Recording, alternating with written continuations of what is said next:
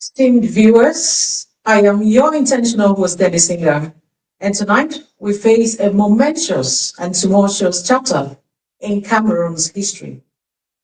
At 92 years old, the incumbent president has just been declared the winner of the October elections, a decision that has sent shockwaves across the nation. Days before the highly anticipated announcement, Issa Chiroma, the man and the main opposition leader, declared himself victor, igniting a firestorm of dissent and debate. As we speak, protests are erupting in cities and towns across our nation, with citizens voicing their frustrations, aspirations, and an urgent longing for change. The stakes could not be higher. This is not just a struggle for power, it's a struggle for the very soul of Cameroon, a test of our democracy, our unity, and our future. Tonight, we embark on a deep dive into what I like to call Cameroon's voices of dissent. We must ask ourselves, what is the way forward? The echoes of discontent we hear in the streets are not merely crises of political reforms. They represent a profound desire for accountability, transparency, and a government that is truly reflective of its people's will. As the tension escalates in the days following the contentious elections, we must examine the narratives that are emerging. Who are the voices shaping this dissent? What are the demands of the people? And how can dialogue pave a path towards resolution? The spirit of change, often anger, is born of hope, a hope that drives our citizens to demand not just change, but justice. Join me tonight as we unpack these complex layers, bringing in voices from all sides of the spectrum, activists, analysts, and citizens who are living this reality on the ground. Together, we explore potential paths forward for Africa. Can reconciliation be achieved? Is there room for dialogue amidst the clamor? Or we are witnessing a tipping point where the crisis for reforms give way to something more chaotic? We will be having a couple of political analysts to grace our platform, one of which is Dr. Success Nkongo, and the other will be joining us much later. Dr. Success is a visionary leader, a social critic, a nation builder, a political reformer. He is the founder and president of Cameroon Liberation Movement. He is known as the liberator and unifier. He is passionately committed to freeing Cameroon from colonial influence and restoring dignity, unity, and prosperity to its people. Stay with us as we shine the light on these critical issues, and remember, every voice matters in this ongoing narrative. It is time for conversations, it is time for understanding, and most of all, it is time for action. This is Delhi TV, and we're here to amplify the voices that need to be heard. Let's dive into these critical discussions. Ladies and gentlemen, once again, you are welcome. And before we get our honorable guests on board, I'd like to crave your indulgence. Please share this video on hearts. Tag your friends, tag Cameroonians all around the world. Share to groups, as many groups as possible, just so that we can have an interesting, intriguing, and intellectual exchange. Now, before I do that, let me see if I have some persons in the comment section.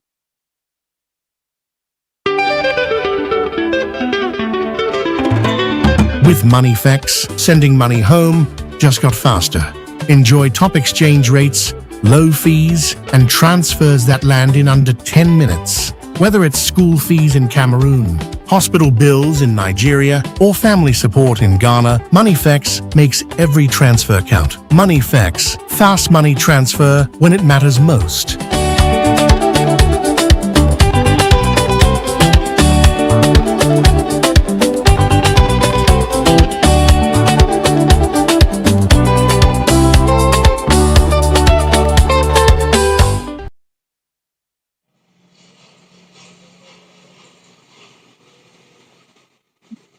Ladies and gentlemen, welcome Dr. Success Ngompo to our platform.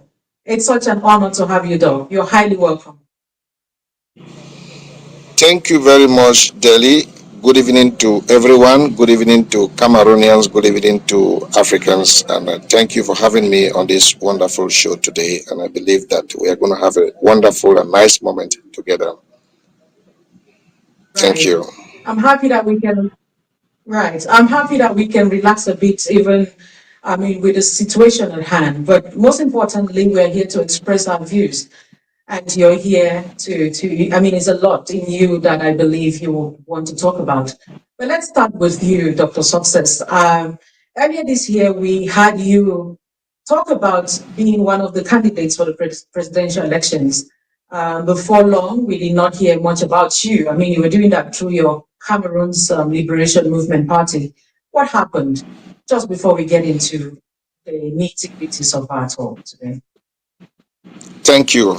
First of all, I am so passionate to see genuine change happen in my country and also in Africa.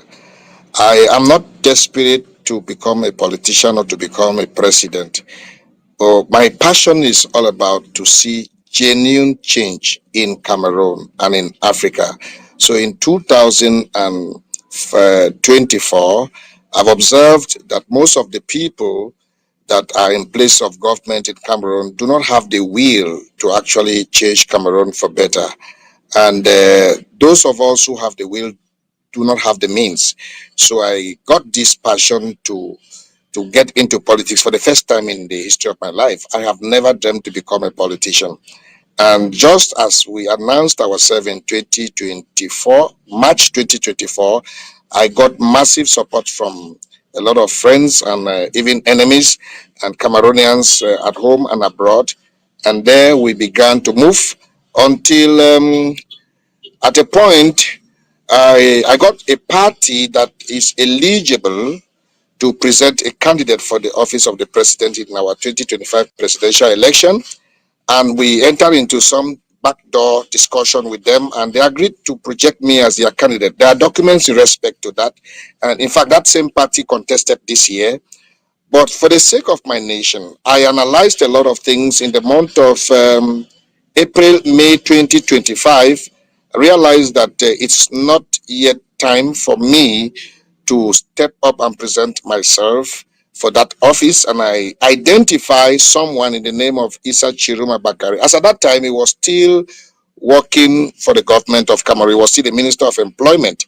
So I placed a call across to him and discussed with him. I said, I feel in my spirit that you should contest this election. And he told me, if the people wants him to contest, so shall it be, because he has noticed that the people are craving for change.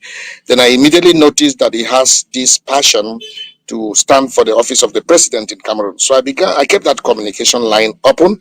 And after a week, we began to communicate so deep.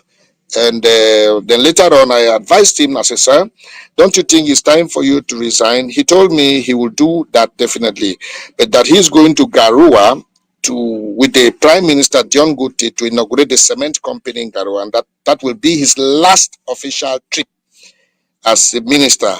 And after that trip, John Guti came back to Yaoundé and Issa Chiruma stayed in Garua, at the end of which he resigned from the government of Mr. Biya. The moment he resigned, I publicly came out to step down for the sake of my nation to endorse him, and I asked Cameroonians to do the same. That was as early as May 2025. And we thank God that we are where we are. So it's not about success or anyone becoming a president. It's about a change in our country. And to be frank with you, if our country experience the kind of transformation that every Cameroonian expect, I will never ever contest again in any public office. My passion is to bring the change. And if any other person can bring that change, then I don't need to contest again. Thank you.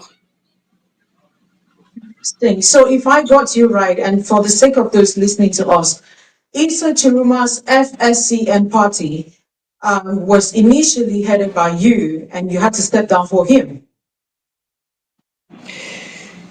No, they did not want to.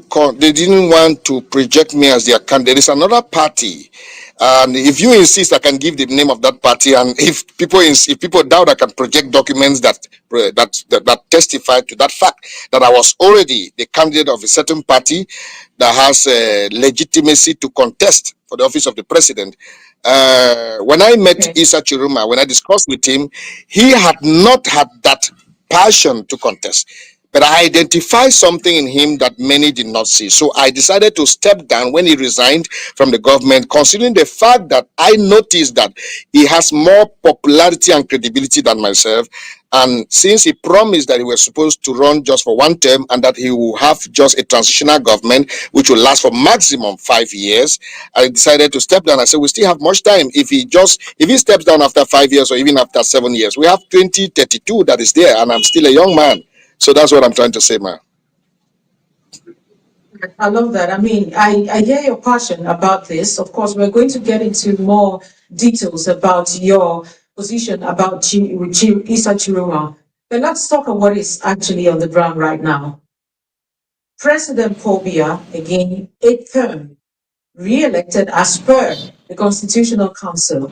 Let us have your first sentiments about this, Doctor.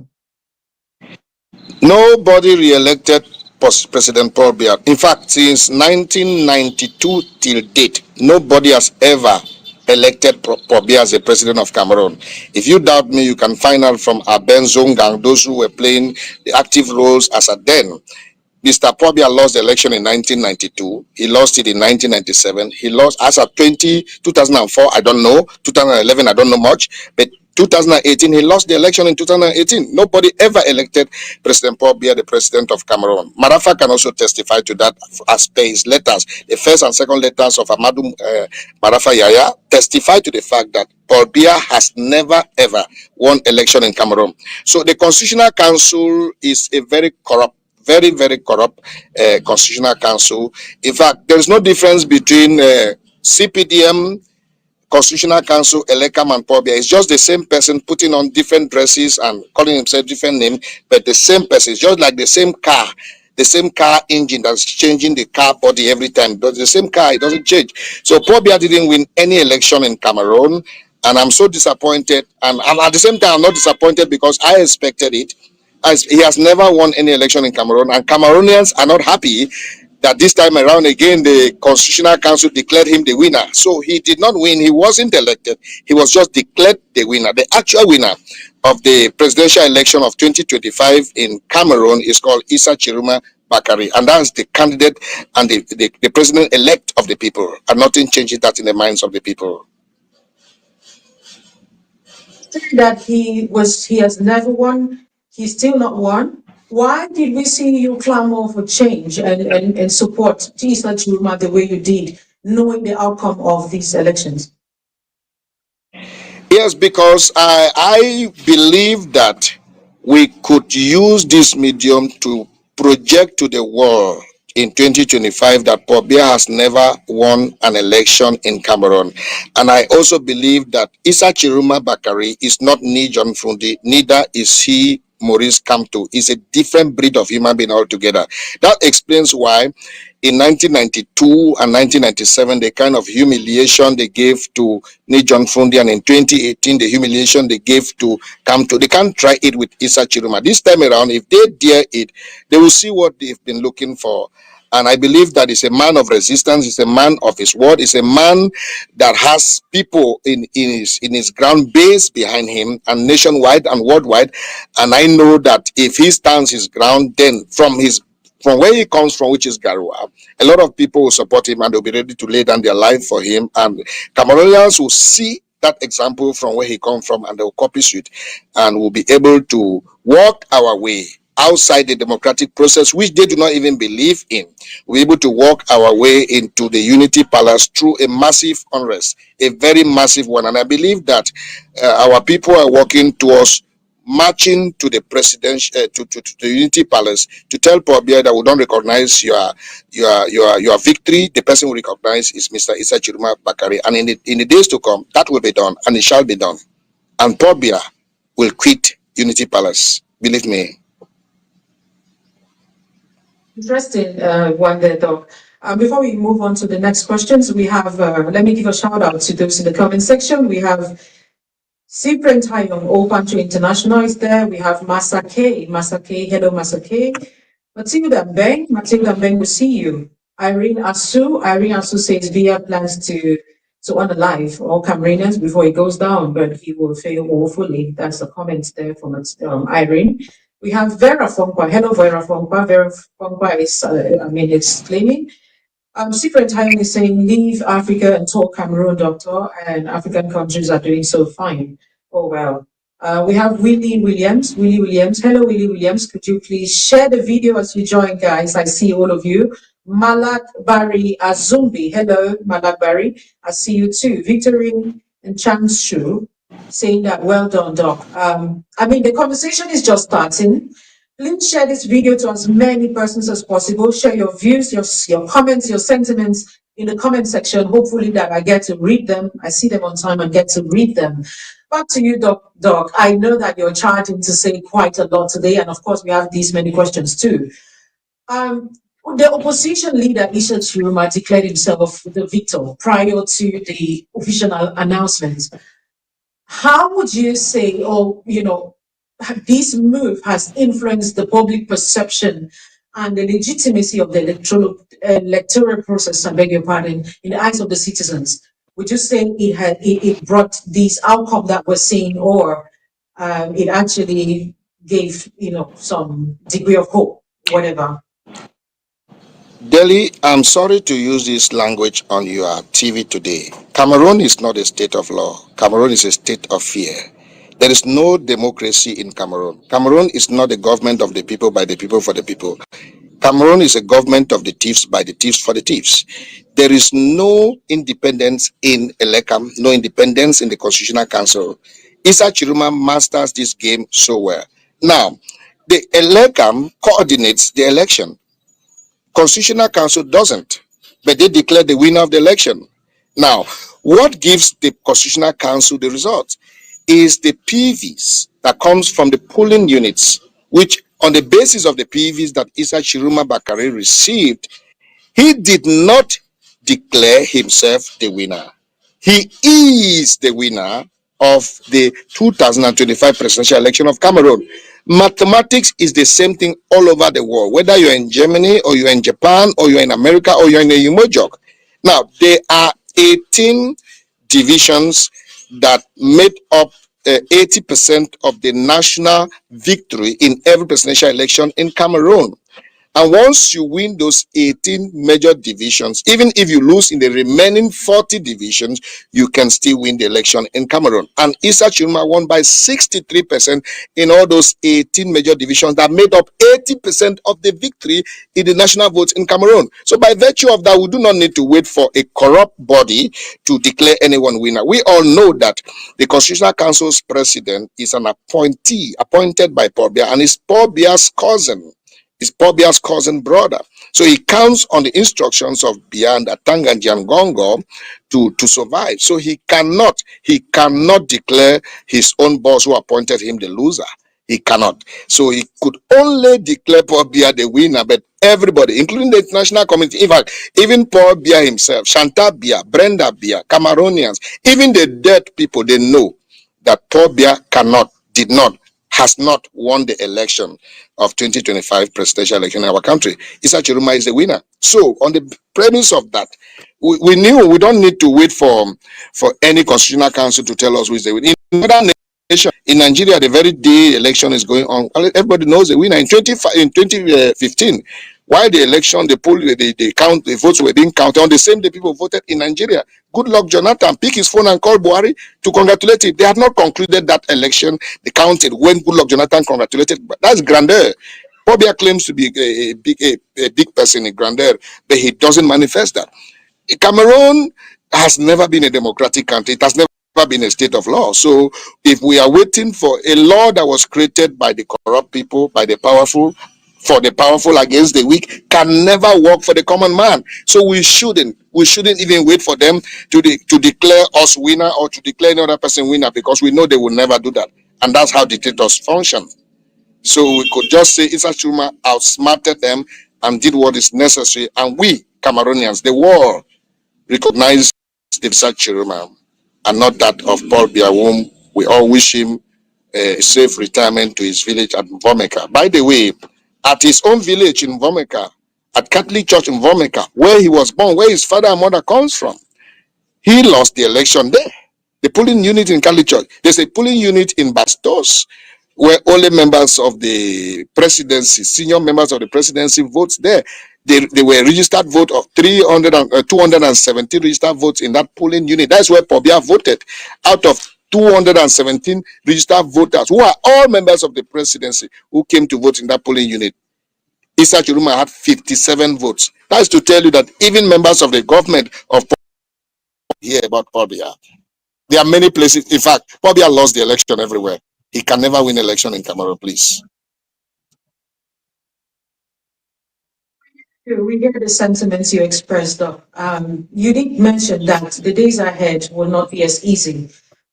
Given the widespread protests I can't that hear we're you. having, you can't hear me. I'm not sure I'm able to hear you. Yes, Yes. sir. Can you show what's happening, please? Okay, I can hear you Can you now. hear me in the comments? Can you hear me? Right. Okay. So Yes. I did talk about. Right, yes, I was asking, given the widespread protest that is ongoing, what are your sentiments about them? And are you for or against? And would you say that these protests that the youths or the Cameroonians at large are having would have any significant change as to what the results are already? Listen, Delhi. An oppressor will never ever take his knees off the neck of the oppressed until the oppressed resist the oppressor. Resistance is the only language that every oppressor understands. Until Cameroonians rise up as one man to resist the oppressive regime of Mr. Biya, he will never ever let us go. I'm sure you are a Christian. I remember in the Bible, until the children of Israel, alongside with Moses, who was the leader, resisted Pharaoh, he never let them go. You see, pharaohs are people, if they do not see what hurts them, they will never let their victims go. So I am strongly an advocate of resistance. I am an advocate of protest. I advocate strongly that if need be, we the people should even reciprocate whatever this military and the soldiers and the police are doing against our unarmed civilians. I am of that opinion that we should render eye for an eye, tooth for a tooth, because that is the only language, oppressors understand. So I strongly advocate national, international, worldwide protests. If need be, even the dead people should rise from their grave and join us in this protest, because this is what will bring the knees of the oppressor on the ground. That is what I believe in. It's easier said than done, given exactly this is what has been going on for as long as you and I know. And now we're sending these civilians unarmed in the streets. Protest. There's no such thing as peaceful protest in Cameroon. You and I know how it always turns. How would what more moral position would you be standing to say youths, kids unarmed, get into the street to find a regime that you attest cannot be changed, not by ballot paper, not by even the force, not by peaceful protest? That's a very good question. You see, the weapon that the regime have been using over the years is divide and rule. So many years ago, the regime will bring division between the Bamilekes and the Wondos, the Anglo, the Francophones, the Northerners and the non-Northerners, the Christians and the Muslims. Unfortunately for Mr. Biya, this year, 2025, is the first time in the history of Cameroon where Muslims come together with Christians, where the North comes together with the East, the South, and the West and the North littoral, where the people from Yaoundé come together with the people of Douala, where the Anglophones come together with the Francophone, where even the Amazonians have even joined their voice and their presence to fight alongside, to protest alongside with us so that Biya could be defeated. So this year is different from the previous years. Number two, one thing we have never done in Cameroon in the history of our protests is that we've never succeeded to protest in the Unity Palace. That's what Biya fears the most. And we can assure Cameroonians, and we are assuring them right now, that the next phase of the protest, yesterday was just a celebration of the victory of the election of our third president. The next phase of the protest will be at the Unity Palace. Now listen, Biya will see a crowd he has never seen since he was born. I repeat, Biya regime will see the crowd he has never seen since he was born. Listen, the Cameroon government has never seen 100,000 people gathered at once in one location against them. They have never seen it. But we are going to bring together millions of people. And I can tell you for free, there is no bullet that can kill 1 million people. And there is no military officer that can shoot at 1 million people. That is their fear. They cannot. When we gather to this number in front of the Unity Palace, heading towards where Mr. Biya is, he will take an helicopter and leave the country. Ngongo will flee, Atangaji will flee, and the palace will be left for the people. And the people's president will be installed there. It has happened in different nations. It can happen now. And a lot of people compare 1992, 1997, 2004, 2011, 2018 to 2025. Now, the rate of awareness, the rate of unity among Cameroonians this year is more than that of the previous years. So we shouldn't be discouraged that we did it last time, it didn't work.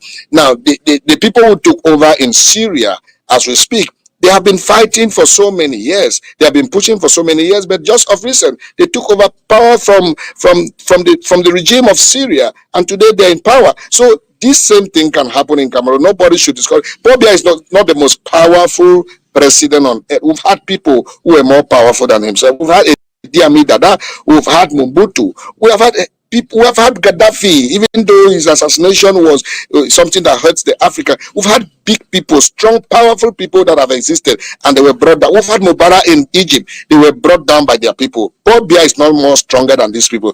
He shall be brought down. The thing that actually frightens Cameroonians is that when they shoot and we become frightened and we give up, they feel they have won. I can tell you for free that if Cameroonians push up just for 3 days, non-stop at the presidency, wallahi talai, Biya will give up. And the rightful owner of that place, that Unity Palace, occupy the place. That's my take. And I believe strongly in that. They share the same sentiments. They love to believe in that as well. Again, I keep insisting on the possibility and the feasibility of that, given the position that the same Unity Palace you're talking about finds itself. You know, it's easy because looking at what you've just said, if we're talking about pressure, consistency and all of that, the northwest region, southwest regions of Cameroon have for the past 10 years put in pressure, fought, killed, and all whatnot. Yet there's not been a word, I mean a single word, from that same Unity Palace we talk about. You didn't hear. Yes. Billy, you didn't hear what I said right. In the northwest and southwest, they didn't have support from Yaoundé or Douala or Bafoussam or Ngaoundéré or Betua or Kuseri. This time around is the first time in the history of Cameroon where the Anglophones are coming together with the Francophones.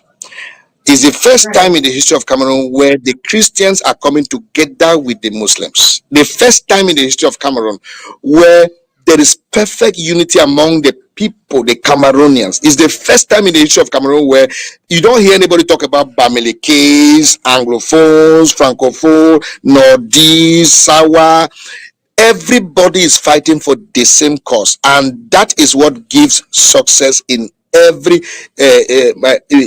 protest. So this is the first time this kind of protest is happening in Cameroon, and that is what makes it very different. And besides, this is the first time that it's very, very obvious that Biya lost the election in Cameroon because more people were more interested in the election this year than in 1992 and 1997 and 2018. This time around, you will see a community where you don't have up to 700 people yet. Paul Biya claimed that he had votes of 15,000 people there. I don't know whether he resurrected our mothers and fathers and great grandparents that died so many years ago to come and vote for him. How could people, a community, a society that could lay down their life, they could lay down their life for Paul Biya to die or Paul Biya to lose his throne, that same community now sacrifice their vote to elect Paul Biya? How is that? How you really explain that kind of mathematics? It doesn't work. It doesn't tally. It doesn't tally. So they just committed their fraud, and they are following the trap of the Cameroonian. And this time around, we are more determined. Haven't you seen that though they killed some persons yesterday, our protesters were still more determined than as if nobody died? This is the difference, and that is what will bring this regime down. That is what will bring the regime down.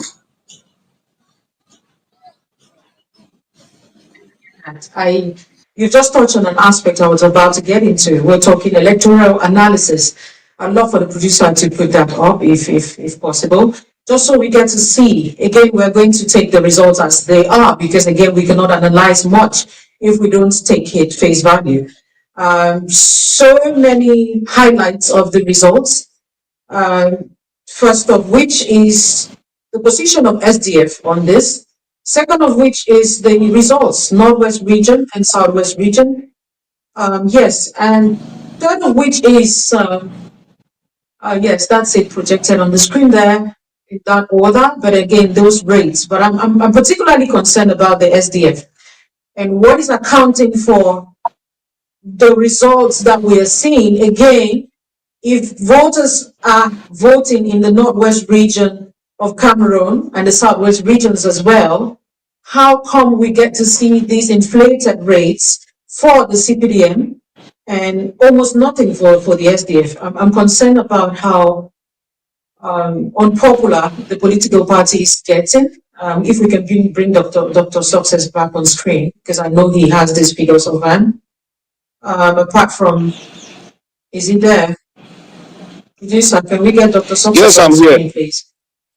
Can you hear me? I'm here. Like I'm I here. said, yes, we're going to take the values that we have been presented with, face value. We're going to have these values. I'm concerned about Joshua Osi, not him particularly, the SDF. Let's start with the SDF party. One would expect that at least in the English-speaking regions of Cameroon, there's a significant rise, again, in the numbers towards that particular party. Again, we didn't see that. And it looks like the SDF has lost its popularity almost completely there. Would you say that it is still part of the trick, or indeed there is nothing for the SDF as it is?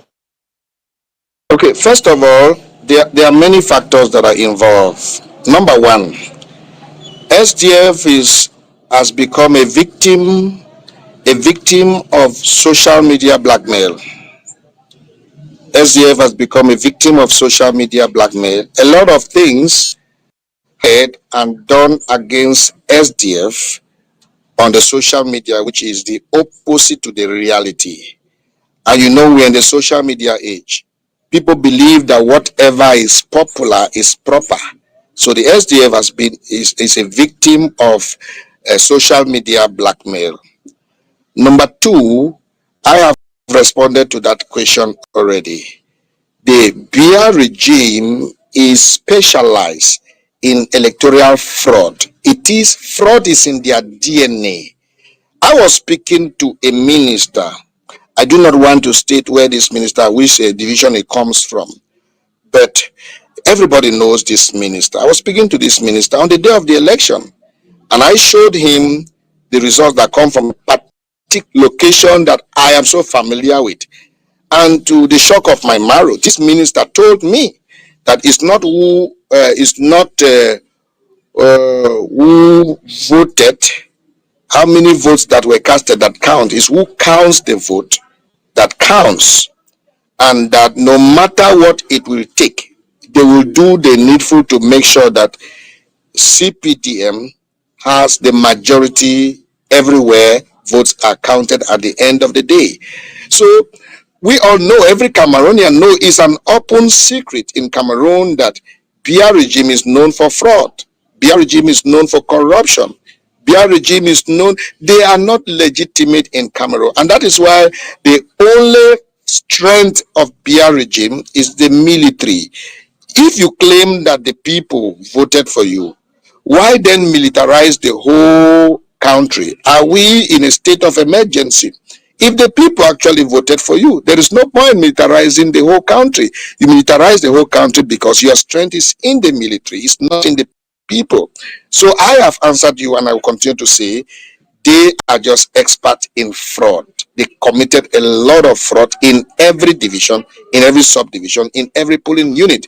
And that explains why, if an independent body is allowed to conduct an audit to check what happened on the day of that election, you will be shocked to know that CPDM cannot even have up to 20% in this presidential election. So wherever they place anybody, whether first position, second position, or third position, those are things that they use these 2 weeks to come up with. Why would you vote on the 12th of October and you have to wait for more than 15 days to declare the winner? What accounts for this gap? What a rise constitutional rule that gives 15 days? I can count 1 trillion in 2 days. 1 trillion, I can count 1 trillion in 2 days. Only 8 million people voted, and you are taking 3 weeks to count them and to play with figures.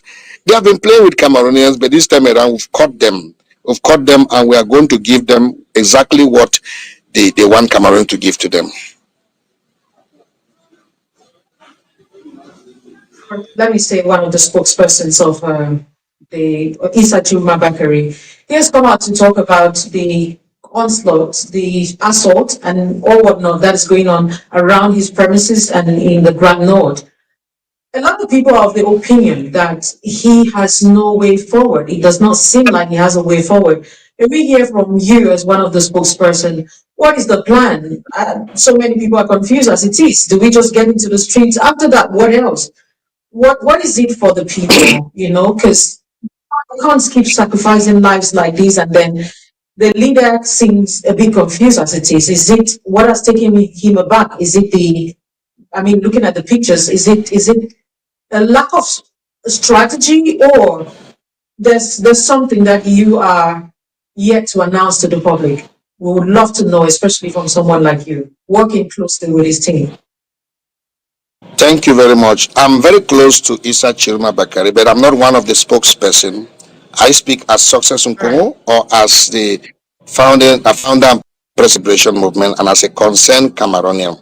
However, most, if not all, of the things I have said about Issa Chiruma Bakari are verified things. So for you, Issa Chiruma is a strategist. He masters the system better than many of us. So he's things step by step. He has a good structure in place.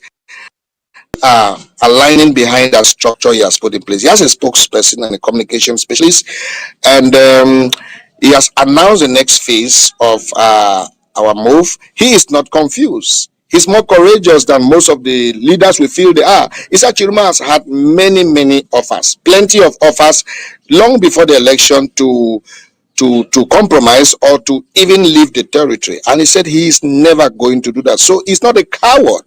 He's a man of conviction, and he's a man of great courage. So he has a plan of action, a blueprint. And in the days to come, we are going to see that implemented. And in case people think that it takes a group of so many experts to win an election, Issa Chiruma, to be candid with you, didn't have so many experts with him. The structure of Issa Chiruma is the people. The people are his structure, and the people will win, as they have won already. So I ask Cameroonians to be calm, be watchful, just be vigilant, and let's take instruction from our leader. He will give us the next command on what to do, and that is exactly what shall be done. Thank you. Dr. Success there, the conversation is ongoing. He said to be calm, and a lot is on the way for us. Am I on screen?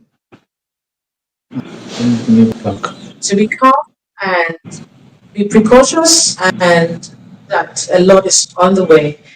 While we get Dr. Success on screen again, I would love for us to delve into the comment section. I'd like to see what the commenters are saying. We have so many persons joining. Thank you all so much for joining. Please, again, share this video to as many groups as possible. There's no limit to the number of times you can share.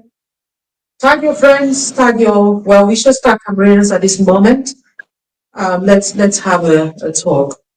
We have Ebude Nash. Ebude says the earlier they go to Unity Palace, the better. We want change. We hear you, Ebude. We have True Cynthia. True Cynthia is screaming Cameroon. Cameroon. Kwasi Desmond Tegui. Jesco is saying that's true, sir. You're right, sir. Ebude Nash says I'm heartbroken. Global CC says that we hear 515. Thank you, Global CC. I'll see you. She goes ahead to say that even of the three arms of government to do checks and balances, there is absolutely no independence in Cameroon. We hear you. Shibi is in Chile. This analysis come final, like, okay, they're hailing you, Doc. We have Mal Gabri saying story day. Yes, of course, story day. It's a whole lot that we will be talking about. Please, we're going to take a short break. When we come back, we will delve into other matters, the way forward, and different opinions, of course, and why we are with Dr. Valentine Che as well, who has a lot to chip in. And I like to think that the producer would highlight or project the number on the screen that you can call in, give your views as well, ask questions directly to Dr. Success. There's a whole lot of questions for him, and he's more than willing to respond to us. Let's take a quick break. When we come back. Thank you.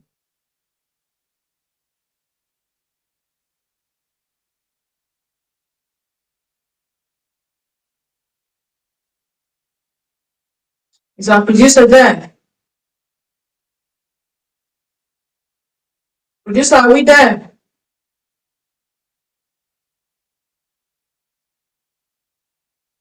While we wait for the producer, let's just... With MoneyFX, sending money home just got faster. Enjoy top exchange rates, low fees, and transfers that land in under 10 minutes. Whether it's school fees in Cameroon, hospital bills in Nigeria, or family support in Ghana, MoneyFX makes every transfer count. MoneyFX, fast money transfer when it matters most.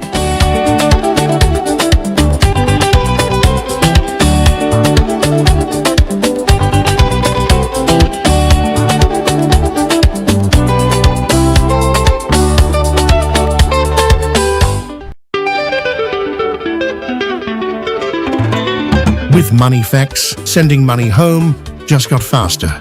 Enjoy top exchange rates, low fees, and transfers that land in under 10 minutes. Whether it's school fees in Cameroon, hospital bills in Nigeria, or family support in Ghana, MoneyFX makes every transfer count. MoneyFX, fast money transfer when it matters most.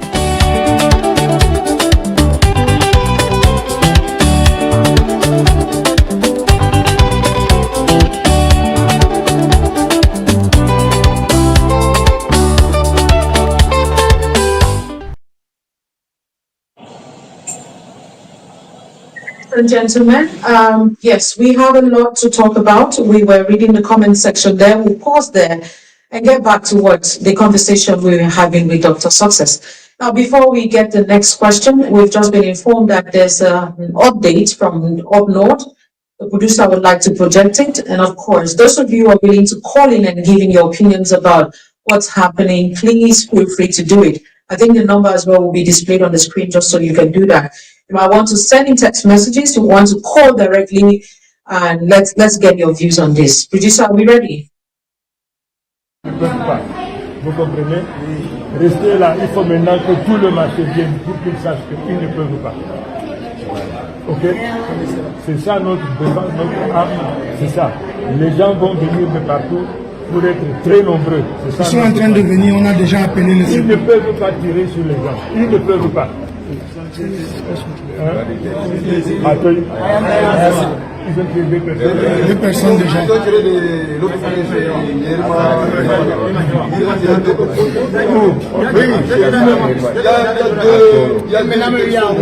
Excellence, il y a 5 snipers dans la résidence de Yerima Dewa. 5 Ils sont snipers. en train de tirer. Et ils sont en train de tirer.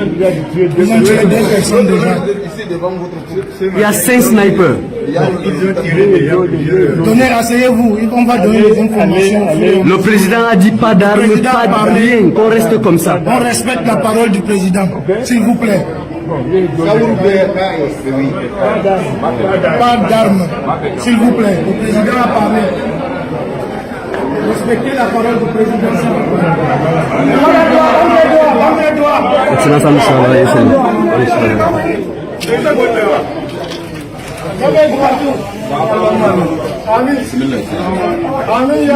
Bismillah.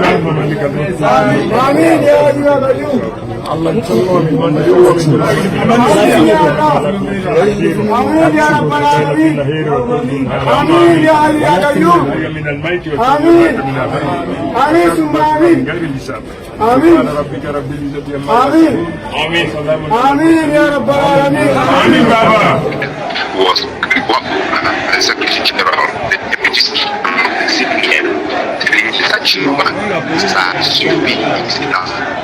It is because Chuma said on because Chuma said this house and state because Chuma said that was Secretary General the Deputy CPM Chuma start to be enough. It is because Chuma said on because Chuma said this house and state because Chuma said that was Secretary General the Deputy CPM Chuma start to be enough. It is because Chuma said on because Chuma said this house and state because Chuma said that Producer. Welcome back, ladies and gentlemen, and our apologies for the little glitch there. I mean, you've just seen what has happened behind. For those of you who do not understand French, that would, in my opinion, look like the president is giving an instruction telling them not to fret. However, they're informing him of snipers at the opposite or adjacent building, and they're already shooting. This, in my opinion, would again sound like, it seemed to me like a no strategy. It's face value anyways. So I'm a bit concerned, and that's why I kept asking the question. We are seeing a president that looks more like, okay, it was more of the face of the voting, galvanize people to vote, and the way forward after losing the elections, quote unquote, is not known. What would you say about the video we watched, please? The video we just watched happened in between just after Biya was illegally declared by the Illegal Constitutional Council as the winner of the election. Then the snipers began to shoot. So when Issa Chiruma heard the shot, he came out of the house to the people around his compound to address them and to encourage them that they should not be frightened. Then they gave him the report that 2 of the persons securing his compound has been shot to death. And that was the first time he got that information. Of course, everybody can be surprised. Only God cannot be surprised. Even Mr. Biya was surprised that Issa Chiruma defeated him. Even Cameroon police, Cameroon military were also surprised that Issa Chiruma could have this kind of popularity. In fact, the whole world is surprised that Issa Chiruma could surprise the world the way he did, because many people were hoping for another presidential candidate to do what Issa Chiruma did. However, surprise doesn't mean one is not prepared. We are ready for every surprises. However, we have surprises that are more surprising than their surprises. Yes, we are not surprised that they have the tendency to kill protesters, but we are a little bit surprised that they killed security men that surround the building of Isa Chiruma who were not protesting. Again, dictators are always like that. In as much as they can surprise us with other things, we too can surprise them with other things. Our next phase of this protest will surprise the world, it will surprise Mr. Biya, it will surprise Cameroonians, and it will bring glory to our nation at large. We say amen to that. Let me take some more comments. Before I remind the viewers, there's a WhatsApp number on the screen. You might want to call in and contribute or ask a question directly to Dr. Success. Yes, we have some of the comments. Irene Asu says illegal election and the illegal constitutional council indeed. Habali says this man has committed serious crimes since 1980s that continues as we speak. Does it mean that Biya and his gang of robbers are above the whole country for this long? He is very concerned and he asked that question. Marion Tambi says, congratulations to Chiruma Bakari. Can you hear us, Doc? Can you hear us? Yes. Okay, cool. Fatima Linga is saying this is sad. I guess she's talking about the video that we watched. Ebude Nash is saying that we have to take power by force. Mojoko Menyoli is saying the people must rise up and seize power. Enough is enough. And DJ Saki's Vibes, hello DJ Saki's Vibes, is saying with the vex of course, that's sentiments from the people. And many more comments, of course, coming in, Doc. And when you listen to the people speak like this, everybody seems to be on the same direction, you know, and we want to fight. Again, we're just expressing fears, some of them behind their computers and their phones and stuff, you know.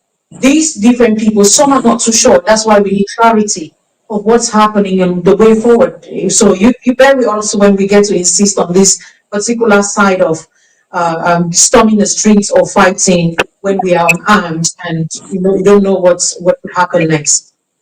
Edwin Anu says that they must respect the will of the people.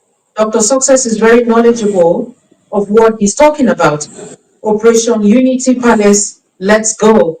Again, that's coming from Edwin Anu again, but like I said, Edwin Anu could just be one of those people with their keyboards. Is Edwin Anu willing to get to the Unity Palace and chant all of what he has to chant and fight? I just hope that, you know, it is not just social media talks and less of a strategy and way forward. But again, let's move forward. We'll come back to that. It's a whole lot we want to talk about. Let's talk about international organizations. In one of the speeches of Isa Chiruma, I heard him say, I think it was a victory speech or so, yeah, he mentioned that we have as a people contacted the international bodies and they said we should take care of our issues by ourselves. And so we're taking the bull by the horn. I'm paraphrasing anyways. What would you say about international organizations at this time? Do you have belief in them? Do you trust them? Or you think the Cameroonian people, as it is, are capable of making the desired change that is needed? Personally, I do not believe in international organizations. But politically, I think we should give them benefit of doubt. The statement made by the president-elect Isa Chiruma Bakari does not completely dismiss the fact that we ignore participation of the international community. You could see that one of the legislators of America is making some move in favor of our protest. Is making some move in favor of our protest. And we need to align ourselves behind that. We need to align ourselves behind that. Now, today I had the privilege to have a conversation with somebody of great respect in Europe, who told me in confidence that Europe is going to make a statement in favor of the people. It is true that I do not 100% believe in that, because in politics, interest matters more than personal interest matters a lot in international politics. I have heard, I'm sure a lot of people will be surprised to hear this. I have had a conversation. There are just 3 persons who are aware of this, and 2 of them are reputable Anglophones. One of which is a very big journalist, is not in the country. I'm sure that points, you know already who I'm talking about. He's around my age. I had a conversation with the French president on this, and I want to say this. I'm not going to share that contact with everyone, because I know a lot of French presidents contact. Listen, people that are diplomatic and who knows how international politics work, and very mature people, not just people who are looking for connection. You can contact me with you to also talk to him to help us mount pressure so that this regime can understand that we mean business this time around. So in a nutshell, international community is not silent about this. They were actually waiting for the corrupt official results to be announced today so that they could take their stand. The reason I spoke with one of them from Europe today is that 2 persons died in Isa Shiruma's compound, were shot by the military, and they wanted confirmation if that is true, so they could make a statement in respect to that. And one of these days, they will make a statement in respect to that. So the international community have not ignored us. They are with us. But more especially, the most important thing is that Cameroonians must be with us. Cameroonians must come together. International community is never going to support a divided people. They are only going to support a united people. So if we want the support of our international partners, we should support ourselves. We should come together as one man. We should be united. We should have common interest. We should have a unified interest and focus towards the same direction. They to attract more support from the international community for our movement, which will definitely, unfailingly lead us to the Unity Palace this year, not next year. Interesting. I love your confidence. I mean, I love the courage with which you say that. Let's talk about those in the remote regions. What strategies, what moves are you, the entire Chiruma people, putting in place to see that the concerns of those people in those suburbs are heard, and something is done about it? Because as it is, I feel like it's a few. Right, it's just a few. Everyone in the remote area has a friend, a relative in the non-remote areas. So there is communication between those in the remote area and those of us who are not in the remote area. And of course, those of us who are not in the remote areas are giving them the information, and like a Frenchman says, the conduit à tenir, the code of conduct or the direction we've decided to take. And they are all aware of this because they do have relatives and friends all over the place.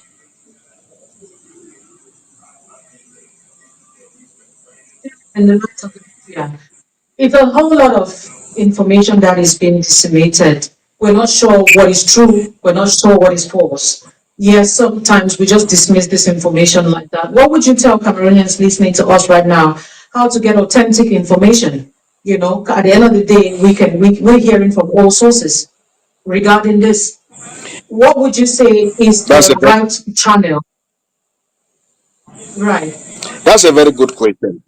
This question is not only particular to Issa Chiruma or the election in Cameroon. It's a general question that needs to find a general answer that applies to every situation and condition in life.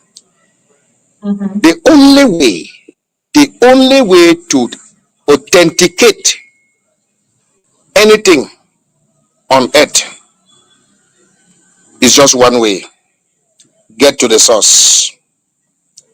If you want to find out whether or not the identity card I am carrying is genuine or fake, go to the Cameroon authorities that produce identity card.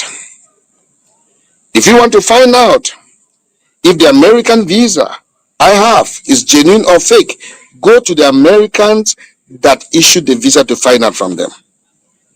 And I want to use occasion to correct a mindset. We are in the computer age. And in this computer age, there's a lot of social media manipulation.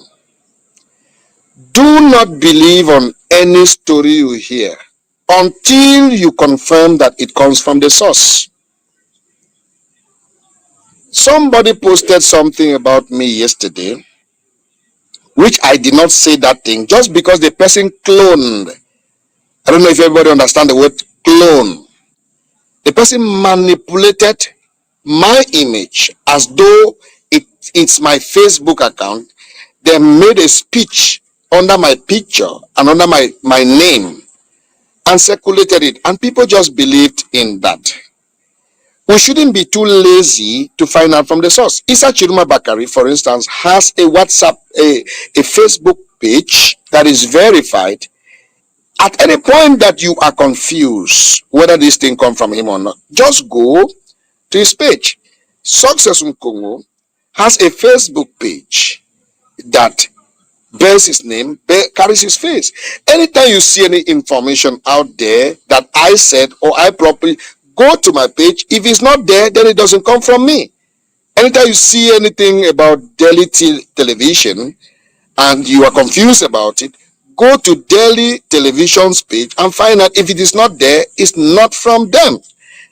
I have been a topic of controversy for so many years. For instance, last 2 years, a certain big pastor in Nigeria is said to have donated something that worth about 4 billion naira to a particular organization. And now I am very close to this pastor, so I placed a call.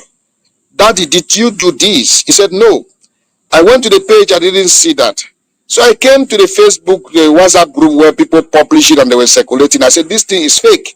And everybody was like, everybody is saying that this is true and you are saying it's fake. Because I went to the source, you didn't go to the source. So do not sit in your room and just receive everything that comes to your phone and consider it the gospel. No. We are on the social media age, and the social media age, there's a lot of manipulation of information. The regime, for instance, published 2 fake voice notes through the aids of AI, artificial intelligence, that looks like the voice of Issa Chiruma, just to discourage people from not going out to protest yesterday. And now some people came to me and said, oh, this Issa Chiruma you are saying said we should go and protest. I have now said we shouldn't protest, that God has the final say. And they were like using that to mock at me. And I was like, I talk with Issa Chiruma directly. It's not like somebody, I have an intermediary. I don't have any intermediary. If I want to call Issa Chiruma now, I will do that right away. Then he has a verified Facebook page where I can verify anything. And I went there, I didn't see any such thing. Then I came back to that WhatsApp group. I said, listen, this thing is fake. It's not from Issa Chiruma. And some people were fighting. So please, to know whether or not something is fake, go back to the source and verify from the source. Don't verify from my neighbor. Don't verify from my friend. It might not even be my friend. Verify from me. Maybe I didn't say it, or maybe I said it. Maybe I didn't publish it, or maybe I published it. That is how to verify anything in the world, whether it is true or not, whether it is fake or genuine. Also insist that it's not just about these elections, it is a general way of life. Those of you listening to us, let's take a comment from DJ Sakis Vibes. DJ Sakis is asking a question to Dr. Success. He says that we do respect Dr. All these were said last presidential election when Kanto was said to have won as regards to the international committee. How would these words of yours bring a difference this time around? What can you tell us to actually believe that something better will change this time around? Again, I know you've touched on that. You might just want to again shed some light on it. And after that, we're going to That's have a very quick good. break. That's a very good question. First of all, to be sure that we are going to pursue Mr. Biya from the Unity Palace, it starts from you. If not you, who? If not now, when? You see, one of the problems we have with Cameroon and Cameroonians is that we are all waiting for a Superman to come and deliver us, not knowing that that Superman is us. You are the Superman. It starts from you. Have you decided to take Mr. Biya out of that palace? If yes, I have also decided. So if we come together, we can make this job easy. Do not forget, Isa Chiruma without you equals 0. I repeat, Isa Chiruma minus you and I equals 0. So it takes you and I plus Isa Chiruma to make this thing happen. So don't just depend only on Isa Chiruma. Also depend on your own little contribution that you can make. Now, I return the question back to you. What have you done, or what are you doing? What can you do to contribute in the vision that Isa Chiruma has to liberate Cameroon from the hands of Paul Biya? Then start doing it now. Join those who are doing it so that together we can all do the job. And finally, do not compare 2018 to 2025. Isa Chiruma is called Chiruma, it's not called Kamto. It's called Chiruma, it's not called Nijon Frundi. His name is Isa Chiruma Bakari. He's a different person altogether. I think I've answered your question, my brother.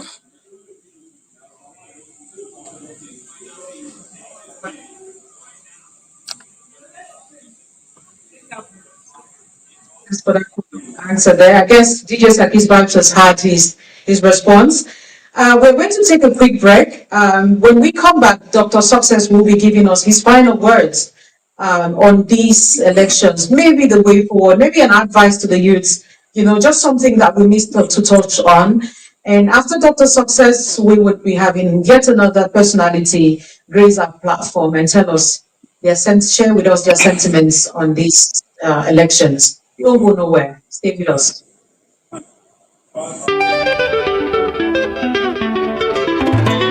With MoneyFX, sending money home just got faster.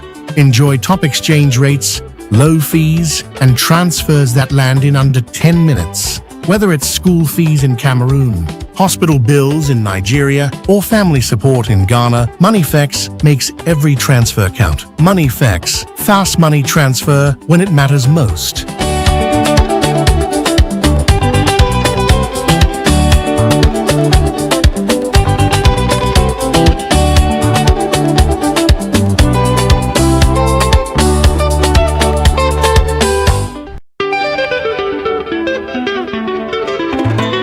With MoneyFX, sending money home just got faster.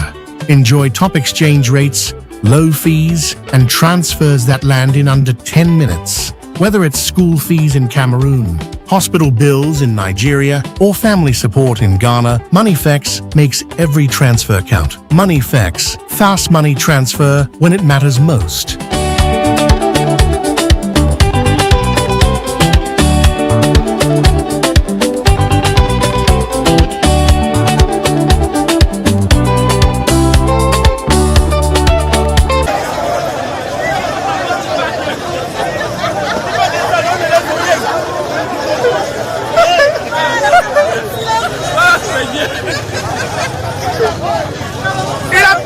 Il a même duré pour sortir là-bas. Ça veut dire que c'est 43 ans, c'est vraiment. Oui. Hey. Mec, c'est bon. Tu vas descendre. On ne veut plus de toi au Cameroun. Va chez vous. Va chez toi à Vormega. On ne veut plus de toi au Cameroun. Voilà. Tu vas descendre. Il va brûler, pardon. Il faut qu'il comprenne. C'est pour les avertir. On vous l'avez comment? D'abord voir. D'abord voir nos œuvres. On dit quoi? On va cesser. Ici, nous sommes à Tchang, dans la ville de Tchang. Voilà qu'on vient de déterrer le portrait du président du sortant, le sorcier Paul Biya. On ne veut plus de lui. Il doit partir. Voilà, nous sommes devant le palais de justice de Tchang. Voilà. On attend nos procès verbaux. On attend nos procès verbaux. Voilà. À Bafoussam, j'étais à Bafoussam, c'est la même chose. Voilà. Voilà.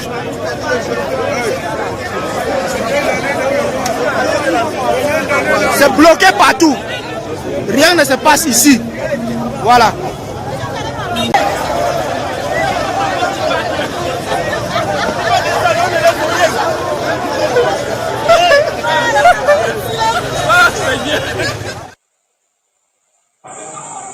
Welcome back, ladies and gentlemen. Thank you so much for being this patient with us.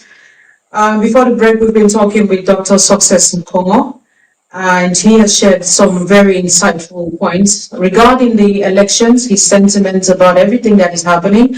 At this juncture, would love for him to tell Cameroonians listening to us right now what is the way forward, what they should anticipate, and how they should keep themselves safe in the process. Thank you, Doc, and welcome back. Thank you very much. The way forward is simple. Cameroonians, come together as one man. Focus on protesting at the Unity Palace when the president-elect will make the call. It is true that about 2 hours prior to this show, I had a call from the special advisor of the president-elect who gave me the order that he just left the president's house. It's not up to 30 minutes before he called me, and I will be going back there. They gave me the order to do the needful. But I would like to have a discussion with the president maybe today or tomorrow, then in order to define that needful very well. Then I'll come back to you. But for now, the last word I heard from the president is that our next phase is to protest at the Unity Palace. And that is the terminator of this matter. If we Cameroonians can gather as one man in our millions at the Unity Palace, I guarantee you there is nothing Paul Biya and his regime will be able to do. They have no other choice than to pack their luggage and leave. It will be crystal clear to everyone in the international community that Cameroonians have braved the odds and confronted their fears to tell their Pharaoh, let my people go. That is what we have never done, and that is what we are yet to do, which we shall do, pending the decision of the president-elect when that will be done. If it is tomorrow, I will come back to you on that. Now, I want every Cameroonian to take the responsibility to free our country as personal responsibility. Do not count on what another person does before you do it. When will it matter if it does not matter when it matters? If not you, who else? And if not now, when? Do not fold your hands and allow this regime to continue to destroy our country. A responsible citizen is a one that fights against every injustice in their country. I have always been urging people never to pray for peace until they fight for justice, because peace without justice is pieces. There can never be any lasting peace without justice. So the fight you have is not a fight for peace, it's a fight for justice. Because once justice is installed, peace naturally comes. But if you suppress people, oppress people, intimidate people, frighten people into silence, in their hearts, they are still bearing grudges and they are dying in silence. And the day that grudge will burst out, it will be catastrophic. So Cameroon has never been a country of peace. It has always been a country of war since Biya took over power. The semblance of peace is not peace. People have died more by injustice in Cameroon than they have died by the bullets of guns. More people have died by frustration, manipulation, and corruption of the system than they have died of HIV in Cameroon. So don't be among the group of people that says we want peace. What peace? At the expense of justice? There can never be any peace without justice. Check it anywhere. For peace to reign, for peace to last, justice must be in place. And we know the regime that they have stolen all that belongs to Cameroon, including our right to express ourselves. So this is a golden opportunity. If we do not rise now, then we have to suffer for 7 more years. And I can tell you for free that it will not only be 7 more years, because Biya's children will take over, and his grandchildren will take over, his great-grandchildren will take over. And guess what? They'll be worse than their father. Now let me shock you. Biya was presented as the candidate for the presidential election for CPDM in 2025. But in the actual sense, the persons that are ruling and who are going to rule in the state of Biya are those who have been ruling by procuration or by power of attorney in English.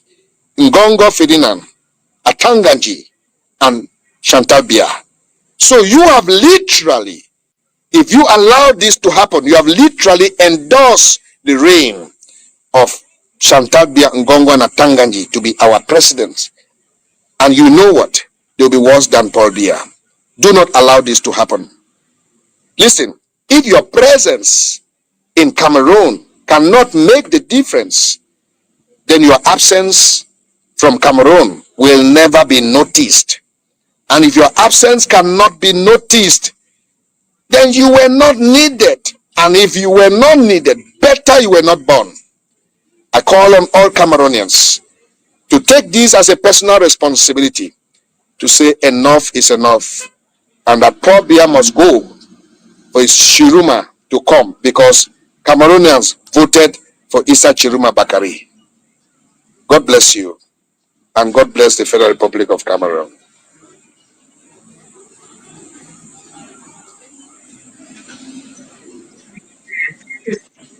Success. It's always a pleasure and an honor having you. I mean, the people have heard you, you've spoken your mind, you have shared your sentiments, and we're only trusting God that the days ahead would be, better than we expect. And thank you so much for the contribution. I'm looking forward to having you again. Thank you so much. It's been such an honor. You have a wonderful one. Right, that was Dr. Success Nkomo there, the leader of the Liberation Movement for Change in Cameroon. He has expressed his sentiments. I think he shares the sentiments of the average Cameroonian out there. We will be talking to yet another formidable force, Dr. Valentine Che. He's behind the scenes at the moment, getting his own side of the camera ready.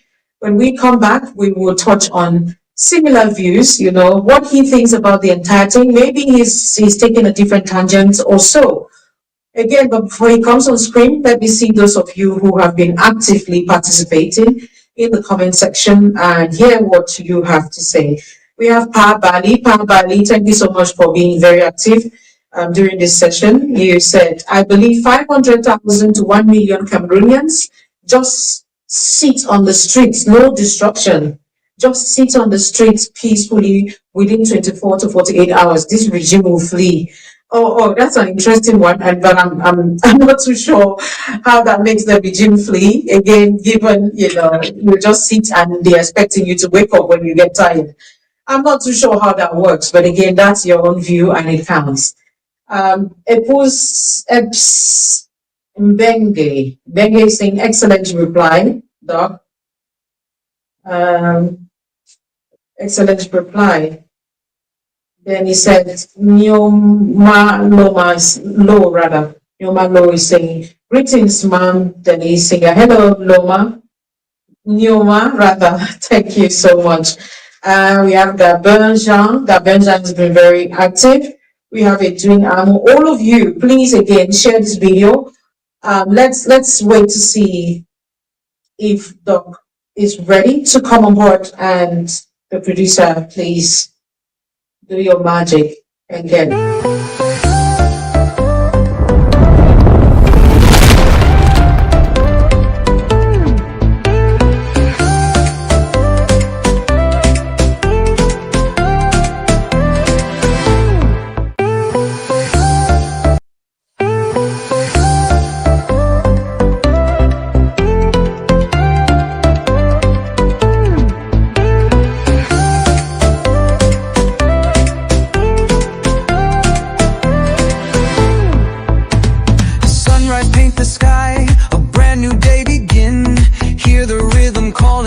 Joyful journey in the Delhi Singer Show, where stories come alive, voices strong and clear, reaching for the sky.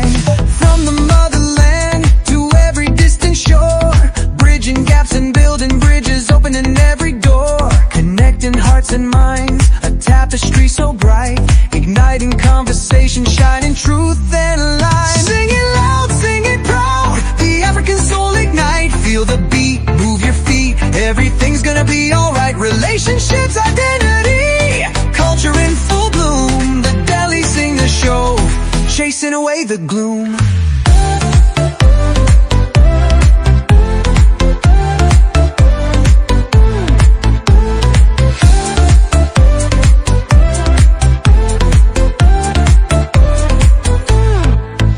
Afrobeat, drums kicking, vibrant and rhythmic, dance to the sound that keeps our spirits shifting. Memories of laughter echoes through the night. Family and friends gather round and everything feels right. From the heart of Africa to the stars above, spreading joy and unity, let the world feel love. In the pulse of the city, the spirit intertwines. Every step we take is like poetry and rhyme. Sing it loud, sing it proud, the African soul ignite, feel the beat, move your feet, everything's gonna be alright. Relationships, identity, culture in full bloom. The Delhi Singer Show, chasing away the gloom.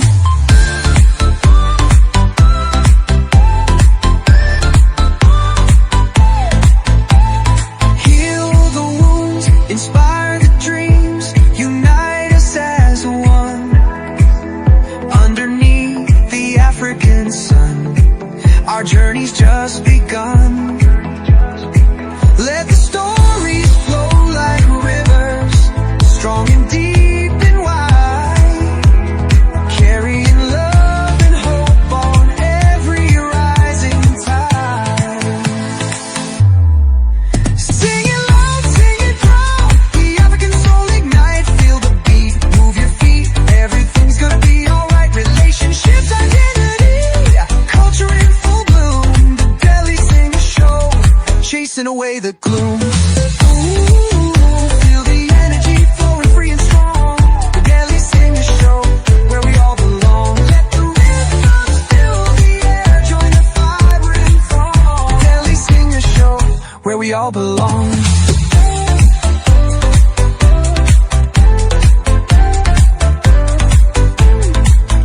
The Delhi Singer Show, where we all belong.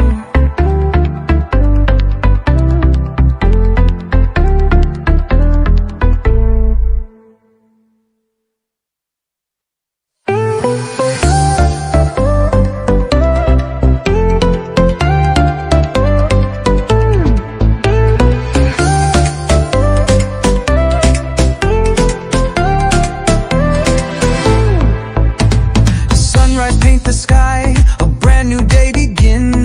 Hear the rhythm calling, let the joyful journey in the Daily Singer Show, where stories come alive, voices strong and clear, reaching for the sky.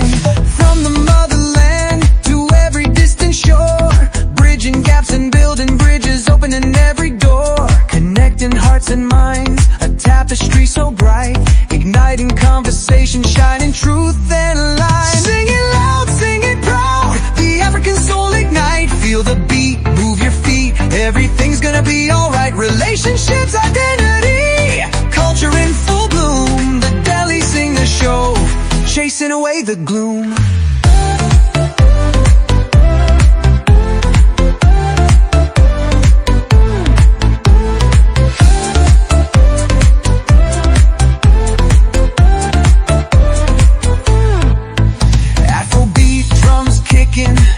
Vibrant and rhythmic, dance to the sound that keeps our spirits shifting. Memories of laughter, echoes through the night. Family and friends gather round and everything feels right. From the heart of Africa to the stars above, spreading joy and unity, let the world feel love. In the pulse of the city, the spirit intertwines. Every step we take is like poetry and rhyme. Sing it loud, sing it proud, the African soul ignite, feel the beat, move your feet, everything's gonna be alright. Relationships, identity, culture in full bloom, the Daily Singer Show, chasing away the gloom.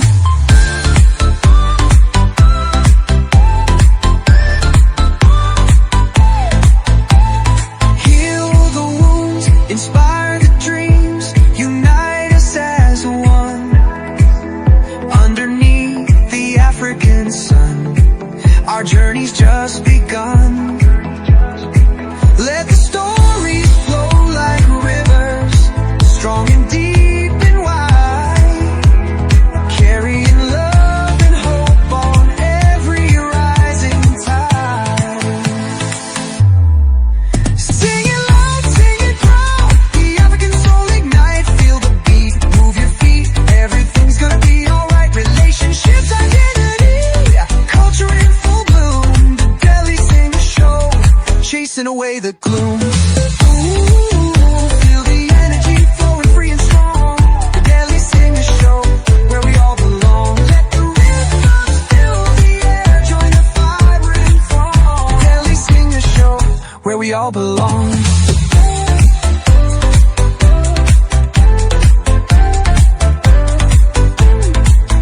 The Daily Singer Show, where we all belong.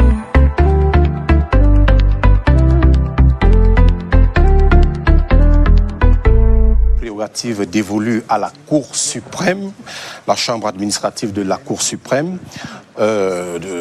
déjà à partir de 1992, qui consacre donc le retour au multipartisme.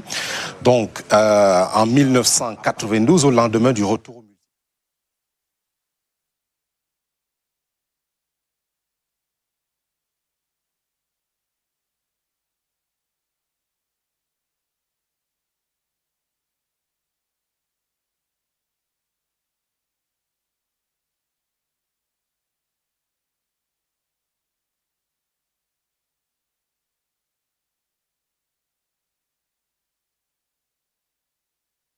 1997, confirmant évidemment la victoire du candidat Paul Biya.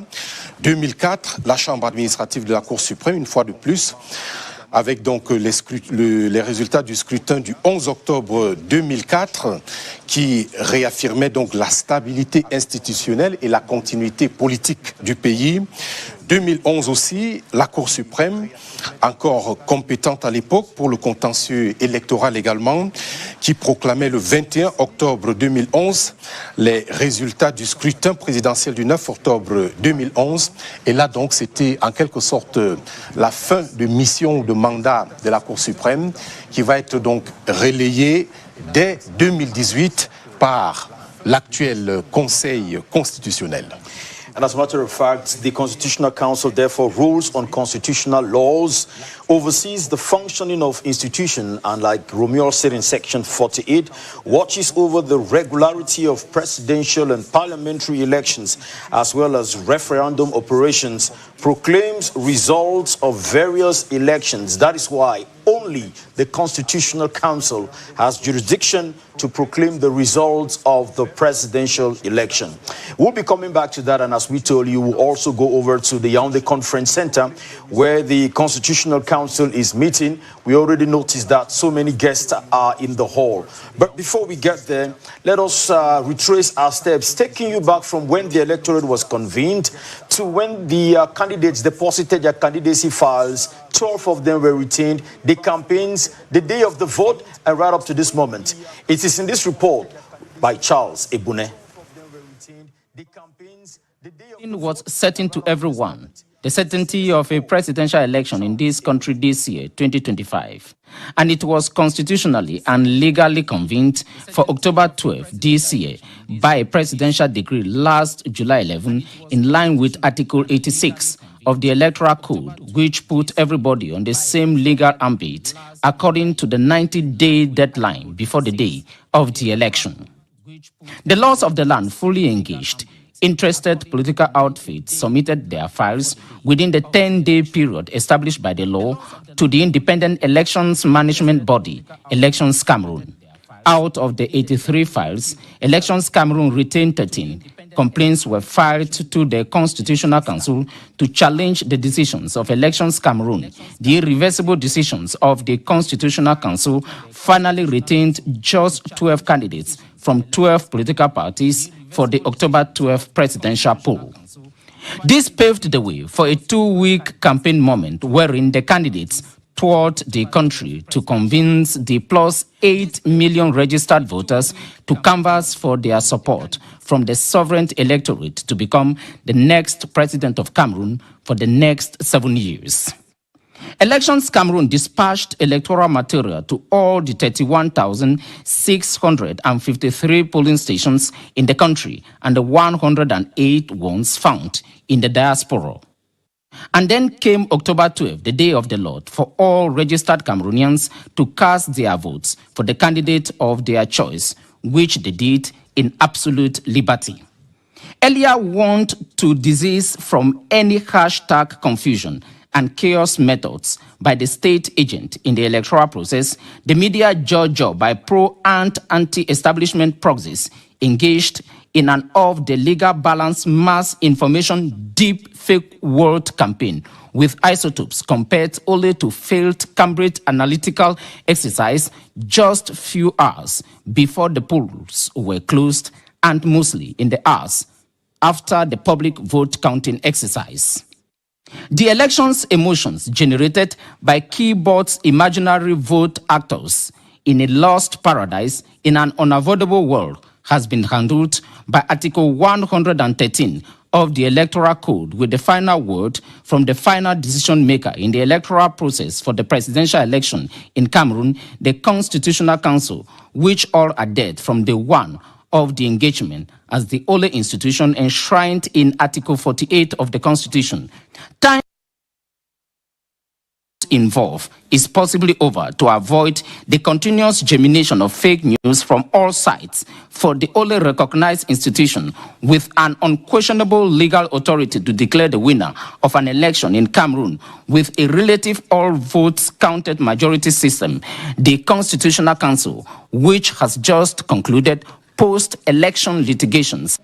The Constitutional Council works on the basis of the work of the National Vote Counting Commission, will count the votes from all the polling stations, not from a portion, because the presidential constituency is national, with Elections Cameroon legally binding polling reports accounts. The counting will be based on voting which took place in polling stations and not those which took place on social media. This Monday, October 27, 2025, will therefore be the finality of the Electoral Champions League title final match between Real Madrid and Cotonspor of Garoua. Thank you very, very much, Ebune. retracing the steps right from the day the electorate was convened right up to this moment, that everyone is now looking and waiting for how and what the Constitutional Council will say and who is going to be the president to run the affairs of the state for the next 7 years. And I think that that is where the focus is. Already you can get pictures of the Yaoundé Conference Center, of the, of course, the where the hall where the session is going to take place, and the Constitutional Council will be declaring the results. You can already see the guests that are already assembled and waiting for the moment. Romeo, we should say that should happen by 11 o'clock. Un moment à la fois historique et symbolique, dont vous pouvez déjà voir d'ailleurs les premiers signaux en termes d'images depuis le palais des congrès de Yaoundé. Nous espérons que ces images sont en direct. Nous les avons perdues sur notre moniteur, mais on ne désespère pas de les avoir à nouveau. Peut-être le temps de dire une ou deux choses sur ce Conseil constitutionnel qui est composé de 11 membres. On aura l'occasion de revenir sur certains. La toute dernière d'ailleurs, c'est Madame Monique Ouli Ndongo, qui a été donc, qui a dû rejoindre donc ses autres homologues très récemment.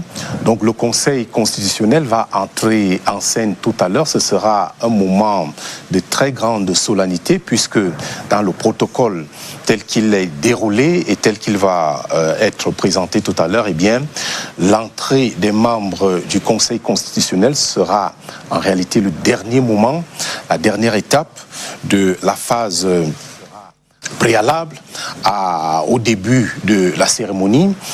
Le Conseil va donc entrer alors que seront déjà installés tous les autres corps de l'État, mais également les...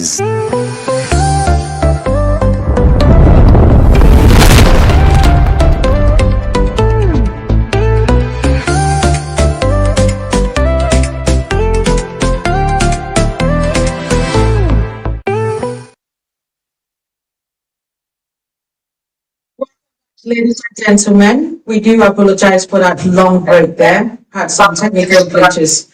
This is the part 2 of our show where we will be talking to Dr.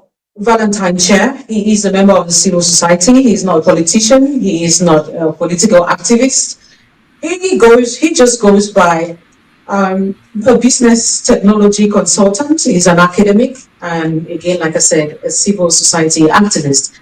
He has joined us in the studio, and of course, he has his own take on this. He will be sharing his sentiments with us as the minutes go down. But before then, let's see those of you who are in the comment section. We still have Pa Bali in the comment section. We have Chinja Bongo. Chinja Bongo is proposing that we distribute guns for every civilian and to get into the streets with. We have Nyoma Lo. We have DJ Sakis, Gabin Jean, Prince, Edwin Anu, we have Irene Asu, and all of you. Please, may I remind us to share this video. The conversation is about to get even more interesting and have a different view on exactly what is happening. Good evening, Dr. Valentine, and you're welcome to Delhi TV Studios yet again, because I know you've been here. You will always be here each time we invite you. It's always a pleasure to have you. Welcome. Yes, good evening, Delhi, and good evening to your viewers. Please confirm if you can hear me clearly. 515. I am happy to be here. Yeah, I'm happy to be here again. Happy to be on Delhi TV. I would love to start with your own political party, because there were lots of these political parties this time around. I wanted to find out if you have jumped into that, so we can see if we can start rallying people to vote for you come 32. Man, I said 32 and my heart skipped a bit. Yeah, Delhi, I have always said I am not a politician, but I understand that every human being is a political animal. You would have to gravitate, one way or the other. One of the things that I have chosen, and it was not an easy decision, is to be someone who analyzes the cold, hard facts. Someone who is open to work for the benefit of the country and not for the benefit of a party. I can understand people who have gotten, party affiliations. It is their right, and they have chosen that route. I have chosen the agnostic route to be able to, be open to work with whoever is in power for the benefit of the country. But I have to understand as well that there are people who are open to suggestions and there are people who are closed and doing their own thing. One of the things I always say is that, and I say jokingly, that I belong to the lost generation. Because at my age, given my exposure, I should be helping my home country, right, to be able to emerge, to get on the horizons. But unfortunately, I am part of the generation who have somewhat been forgotten. I am part of the lost generation, I keep saying so. Maybe there is hope on the horizon. But one of the things I want to put clear is that despite the frustrations, despite, the broken dreams, broken promises, there is always hope. And I'm calling on Cameroonians to look at it that way, that there is always hope. Ask yourself, where are we? Where do we need to go to? What do we need to get there? And that's why I'm promising that I'm going to bring a cool-headed analysis. I understand emotions are running high, but at times we need some phlegmatics who can sit and, despite the euphoria, would be able to think in a calm and a calculated way. I think it's going to be really hot here. Yes, Doc, thank you so much for that powerful one, that beautiful, I would call it monologue. And once again, I welcome you to the show. Thank you. Thank you. Doc, it's the President, Paul Biya, that you and I have known all this while, according to the Constitutional Council, has been re-elected. I have to insist on that. Has been re-elected term, Doc, and it's going to be 50 years in power if we get to complete this 8th session. Let's have your initial sentiments about this.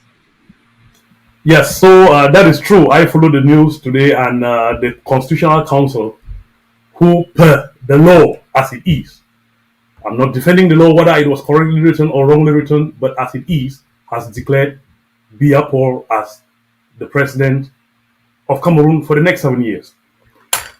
Let me just put things into perspective, right? Mr. Biya came to power, I was 5 years old. By the time I grew up to understand what is happening in my country, I knew President Biya. I have gone through adulthood. I have reached the stage where I believe in a normal society, we should have a chance. It is still President Biya. So yes, this is what has happened. But what can we do? What is my take? Mr. Biya's winning of the election today is not something that happened by chance. So I would want to start the analysis from the winner's perspective, as per the Constitutional Council. Then I will also look at, the runner-up per the Constitutional Council, Mr. Issa Chiruma Bakari. So the winner today, Mr. Biya. Mr. Biya is a seasoned politician. You may like his policies, you may hate his policies, but one thing that we would all agree is that he is a seasoned politician. And there are certain attributes about the man that has made him to be able to hold power for this long. One of those things is that he rarely ever speaks. Indifference is a characteristic, a virtue that has very, very, very important, important implications on you as a person. When people talk about you go up, people talk about you come down. If you don't speak, people don't know what they are dealing with. And in human nature, generally, you don't mess up with people you don't know what they are thinking. So as a Cameroonian, right, we know that we hear the head of state twice or maximum 3 times a year. The eve of the Youth Day, February 10th. We may get the president on May 19th, the eve of the National Day, and on December the 31st. If we ever hear the president speak again, it is a foreign journalist when the president is out of the country who tendered the microphone and the president would throw in a few words. That's all we know. So how can you judge a man who speaks so little? The rest of the communication comes through, official documents that on instruction of the president or the president has signed an order. So it becomes difficult, right, to actually understand the man's policies. But again, I would say he chose that style because it suits him best. And the fact that he is winning the eighth mandate is not something to be taken lightly. And he has always said it, that he is not in power by force, he has always been voted. The question is, how has he been voted? How is the process? Again, I promised viewers that I'm going to have a very cool and calm analysis of what just happened.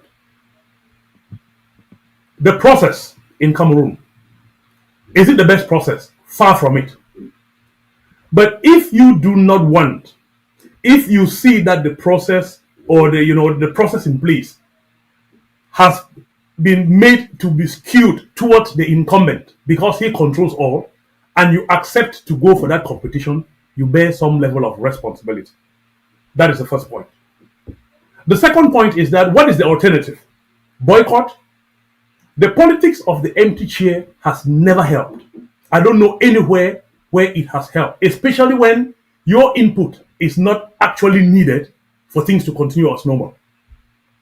If we talk about the workplace, and that is my domain, if workers go on strike in a particular company per se, they have the ability to ground all the operations of that company, therefore putting senior management under pressure to negotiate with them. But if you find yourself in a situation where if you decide to boycott, things go on as if you do not even exist, boycott as well is not an option. So when the rules have been written in favor of one candidate by that candidate, and boycott is not an option, what can you do? Honestly, if I knew the answer, I would not be here, right? So that is actually where we are. And that is what is happening. But then, let me go back and look at the main contender, the runner-up per the Constitutional Council. Because I want Cameroonians to understand, and the world at large, those who are watching this, to actually understand what happened in Cameroon. Again, I'm saying it as somebody who is politically agnostic. I am not for or against. I am part of the civil society. And to be able to have, an undiluted opinion, that is the best place to be able to analyze, coldly. So, where is Issa Chiruma Bakari from? Let me remind Cameroonians of one thing, that Issa Chiruma Bakari took 2 weeks. There are many things that go down into the history books and the Guinness Book of Records. I think this is one of them. That it took him 2 weeks to rally Cameroonians behind him. From every tribe, from every creed, from every religion, they were able to rally. So when you ask yourself, were Cameroonians, those who voted massively for Issa Chiruma Bakari, were they voting for him or were they voting against his main rival? But let's analyze further. How did he find himself in this position? I am of the viewpoint that this was a political game that was played, and the regime in Yaoundé, the ruling government, they were taken unaware.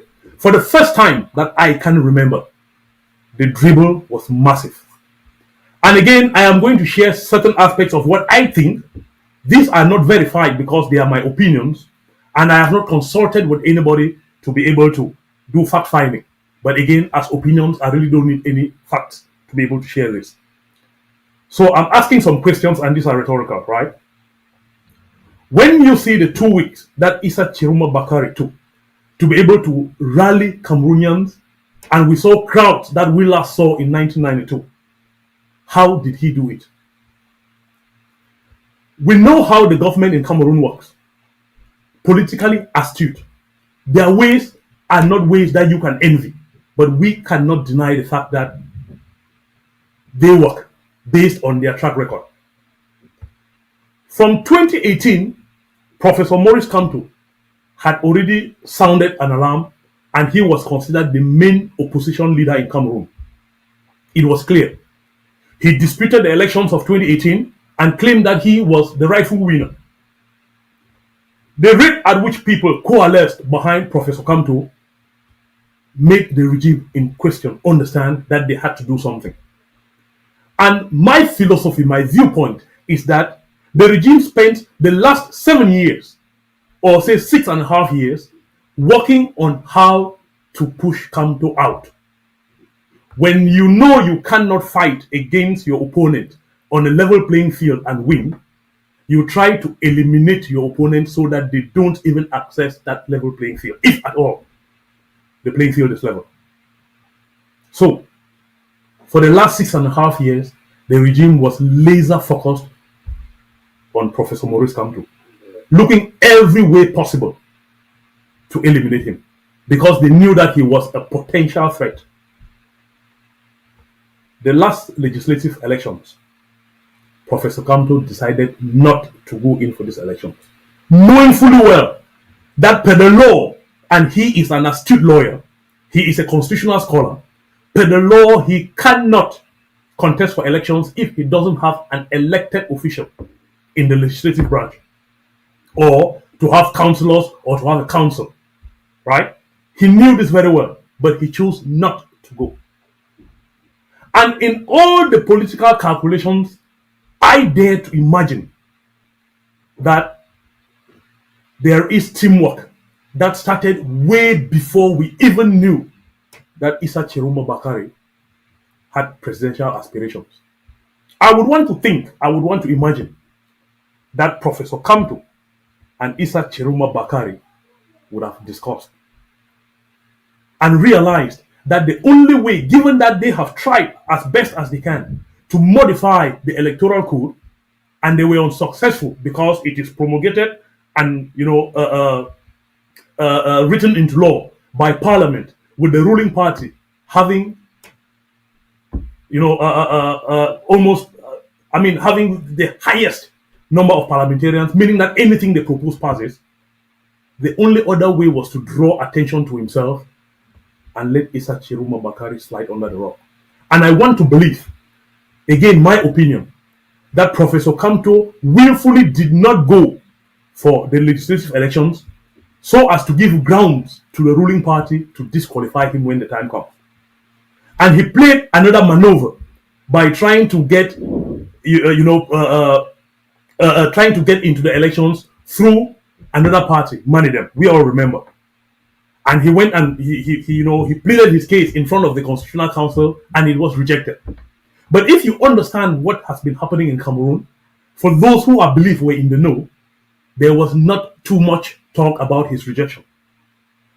And for a moment, the regime in place could sit down and breathe and believe that, alas, they have achieved their goal. The list of 12 presidential candidates, Professor Maurice Kamto is not in, so everything is fine. I want to believe that that is the reason why the regime kind of relaxed and they did not see Issa Chiroma coming. Such that when Issa Chiroma Bakari emerged, it took them by surprise, and every other person who would have been a Professor Kamto supporter or voter went 180 and aligned behind Issa Chiroma Bakari. I want to believe that the regime in Yaoundé knows that Issa Chiroma could not be an appealing candidate because of who Issa Chiroma is. He had been the spokesperson for the government, and especially in the English-speaking part with the conflict that is ongoing, it was kind of a nemesis.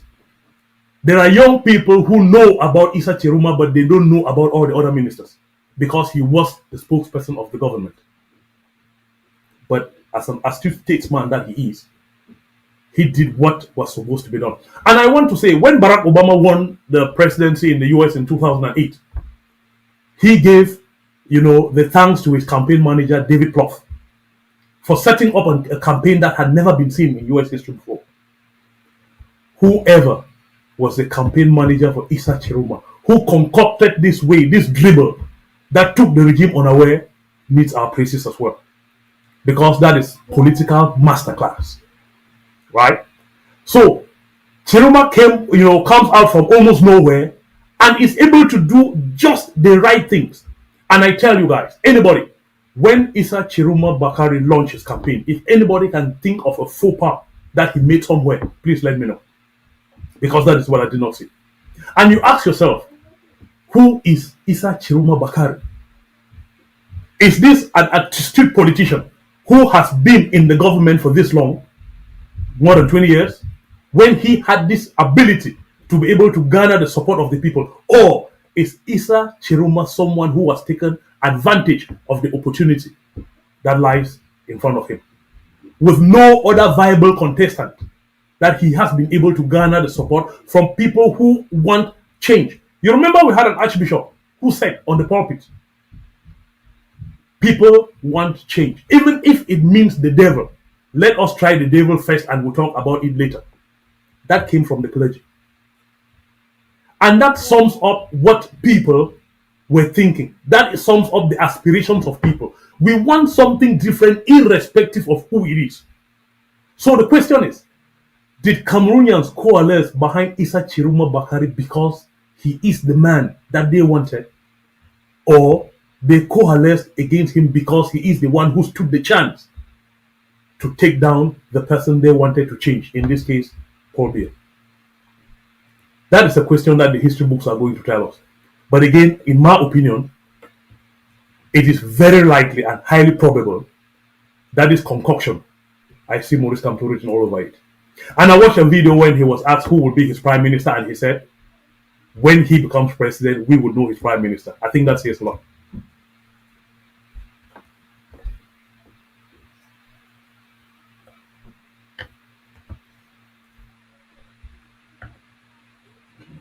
So stop listening to what you were saying. I forgot I had questions to ask. I'm not even sure how many questions I will be asking, or if I have, I would be able to tune in line with your thoughts.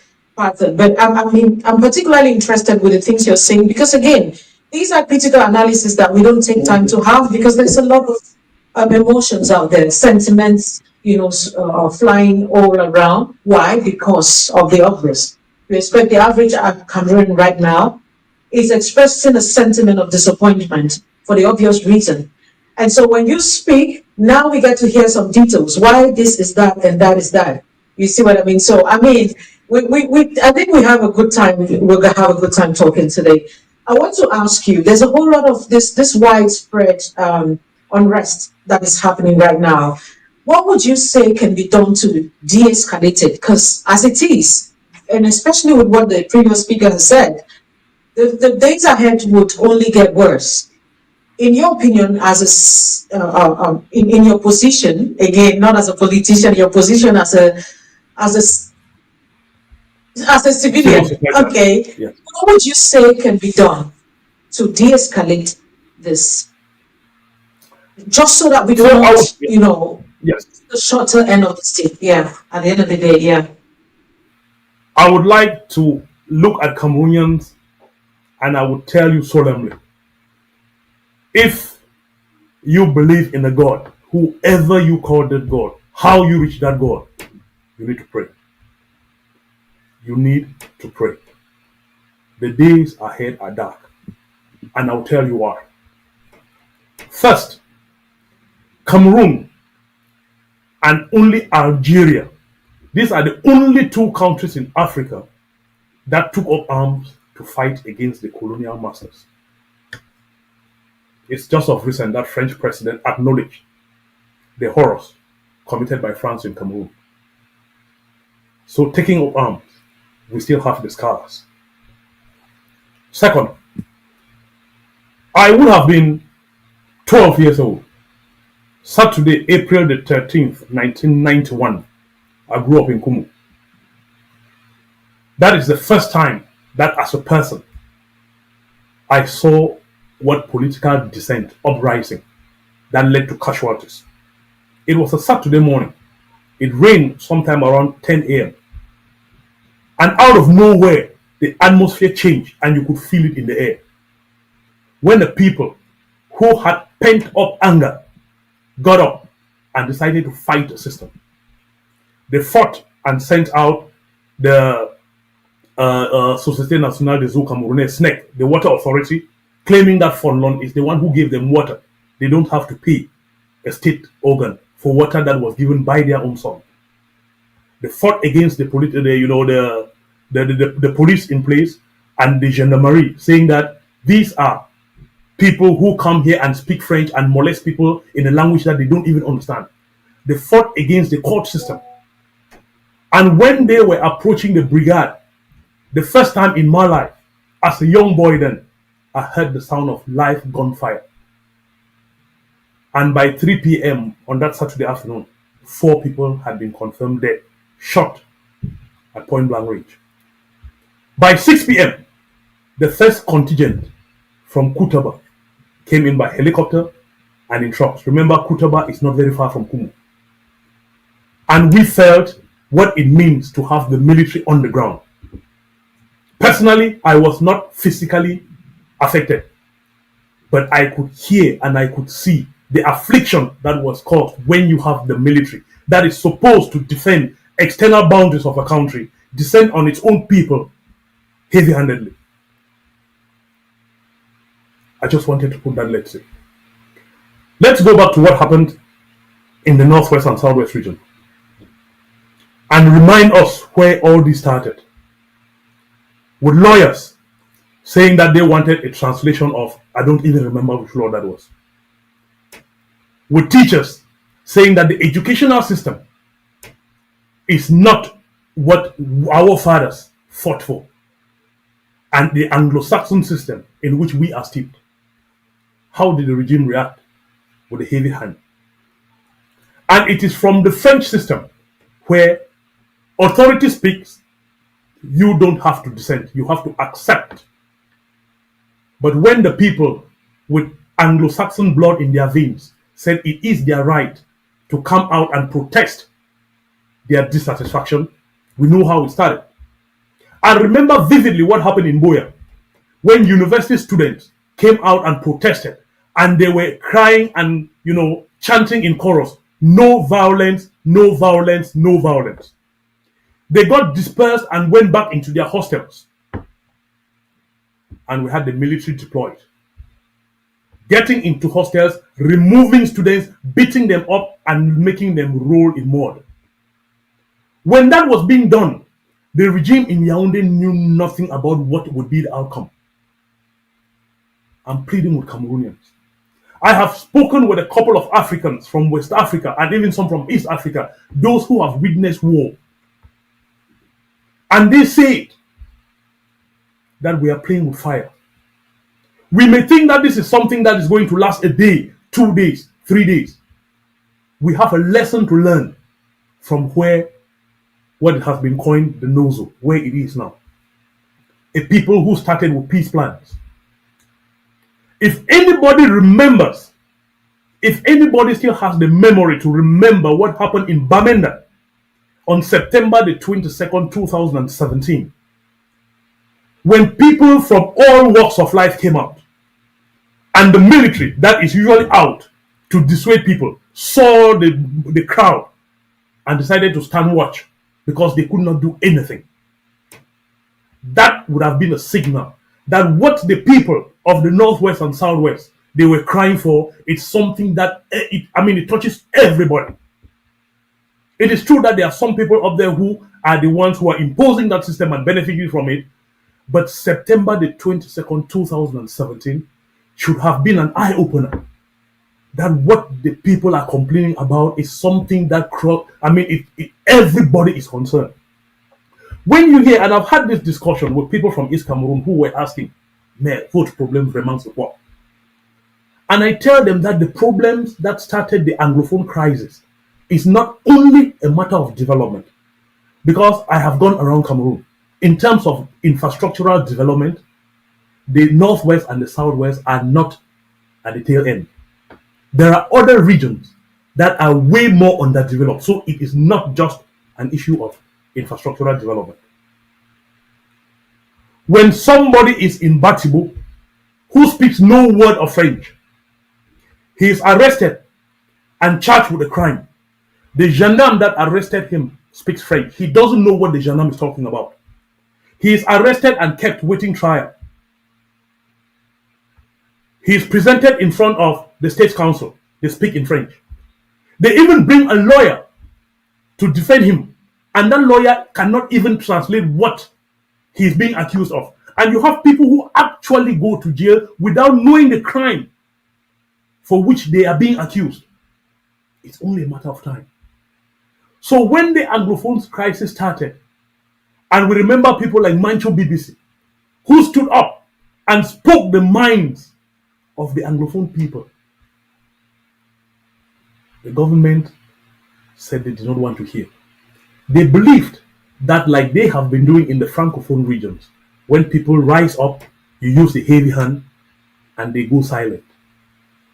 But something came up, which in retrospect, I believe that if the government was aware that this is how that issue would deteriorate, they would have looked for a better way. Because we see what happened.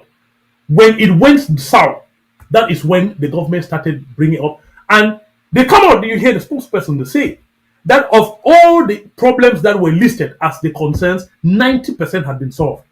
But by the time 90% of those problems were solved, the moderate people with whom you could discuss, you had already locked them up in jail. And the guy who does not even understand anything now has the gun. He doesn't want to discuss with you. We had words of caution from people like Barrister Agobala, telling the government that if you do not discuss with us now, the people who are coming to replace us will not even want to hear you speak. Look at where we are today. Delhi, I would tell our viewers that I follow what is happening in Cameroon really, really closely. And you know I travel to Cameroon very often. I cannot remember any time in recent history when I have watched on TV in Cameroon somebody say something that gave me goosebumps. Abubakar Ousmane May on La Vérité en Face, Equinox, when he made it clear that power is going back to the north. He was asked, are you insinuating that you are going to take it over by force? And his response was this, I may be paraphrasing, that elections will happen. But when Kamto won the elections, what happened? That they are prepared and they are at 80%. Cold analysis. I do not want to believe that what Abubakar Ousmane May said and what Issa Chiruma Bakari is doing, that these are two unrelated events. I would say I don't agree. There is a relation somewhere. And the confidence that Issa Chiruma Bakari is exerting when he talks. I heard your former, the last speaker talk about, they don't believe in Western alliances, international organizations. And I share that view because given my exposure, what I have seen, there are no friends. There are no political friends. It's a game of interest. And I'm happy he said this. Anybody who is coming to say, listen, I'm coming to help you, you need to give something in return. You remember when the US invaded Iraq, the oil for food program. You invade a country, you're destroying the country, the people cannot go about their daily activities. You come in and say you're giving food, and at the same time you're pumping oil. So it's always a game of interest. And if the other party offers something that is more lucrative than you, you might have left the meeting, signed an accord the day before, they are going to throw you under the bus. It's a game of interest. But the question is, what should we expect? Cameroonians should pray. Because what happened in the northwest and southwest region and the proliferation of arms, nobody can deny that the movement for the emancipation of the Niger Delta, which is an armed group in the eastern part of Nigeria, they serve as a supplier to the separatists in Cameroon. Look at the northern region of the Cameroon, the so-called Septentrion. Who are their neighbors? And what do we know about the armed conflict in those regions? How porous are the borders? That is why I say Cameroonians should pray. Usually when something like this happens, there are strategists, people who understand the situation, be it foreigners or even insiders, who can analyze the situation and say, based on what we are seeing, a compromise needs to be had.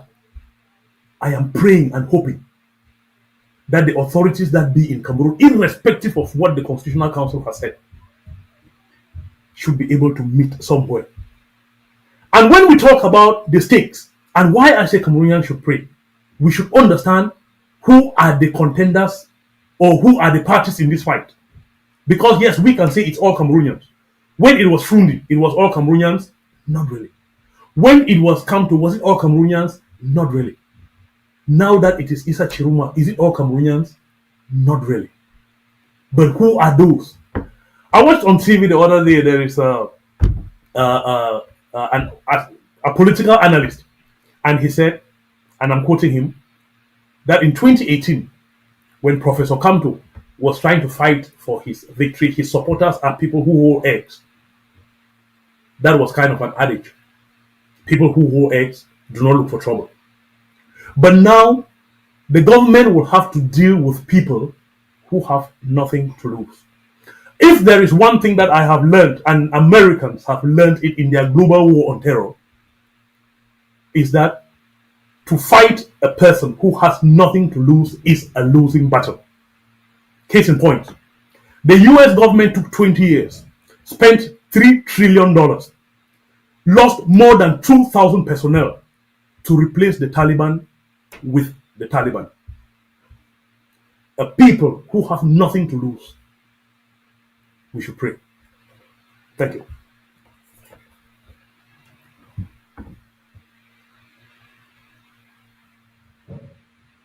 I pretend that I understood a lot of the things you said, but when it comes to the plea that you have given out to the Cameroonians listening to us right now, regarding how the days ahead could be, I think I heard that. I could hear it right deep in my bones. I could hear, and I think that the entire comment section and every other person listening to you would share similar sentiments. I want to really do the things you about, but let's move further. We'll come back to this at the end of the day. Maybe a final word just to reiterate on this particular aspect we talked about. During just immediately when the elections happened, we saw it come out with a speech. Would you, in your opinion, say that particular action marred his chance of victory, or it had a role to play significantly as far as destabilizing the regime was concerned? Please, could you come again? I did not get the question completely. We saw Issa Chiruma come out to give a victory speech just about when the elections were carried out. Would you, in your opinion, again say that particular action of him marred his chances of winning, or it actually had a significant role in shaping the turn of events and, shaking even the foundation of the regime? Yes. So, first, this is something that I have researched. I am not a legal practitioner, but I belong to certain groups and I've asked people, what is the proclamation of a result and what is arithmetic, right? Because in my opinion, he is not, he does not have the legal power to proclaim results. But I think as learned a man as he is, and Cameroonians, they have calculators and they can do simple sums, arithmetic. So by saying that based on what I have seen, I am ahead, it's not proclaiming a result. But again, this is a game that per the laws, it is played open. Did that mar his chances? I don't think so. But did it kind of destabilize the regime? Absolutely, yes. Because if that was not a destabilizing factor, why would they try to forbid? We heard the Minister for the Interior come out and say clearly that you are not allowed to do that. Are you telling us that we are not allowed to use our calculators and add mathematically or just say sums, arithmetic? No. But yes, I believe that he knew what he was doing. It's part of the strategy. And that is why I've said, if anybody knows any faux pas, that's a mistake that Issa Chiruma Bakari has done from when he launched his campaign to the last thing he said in the video that you played in the earlier segment, where he was telling the guys who have volunteered to guard his house that they should not carry any weapons. If anybody can think of anything that he has done which is a faux pas, please let me know, because I have not seen it.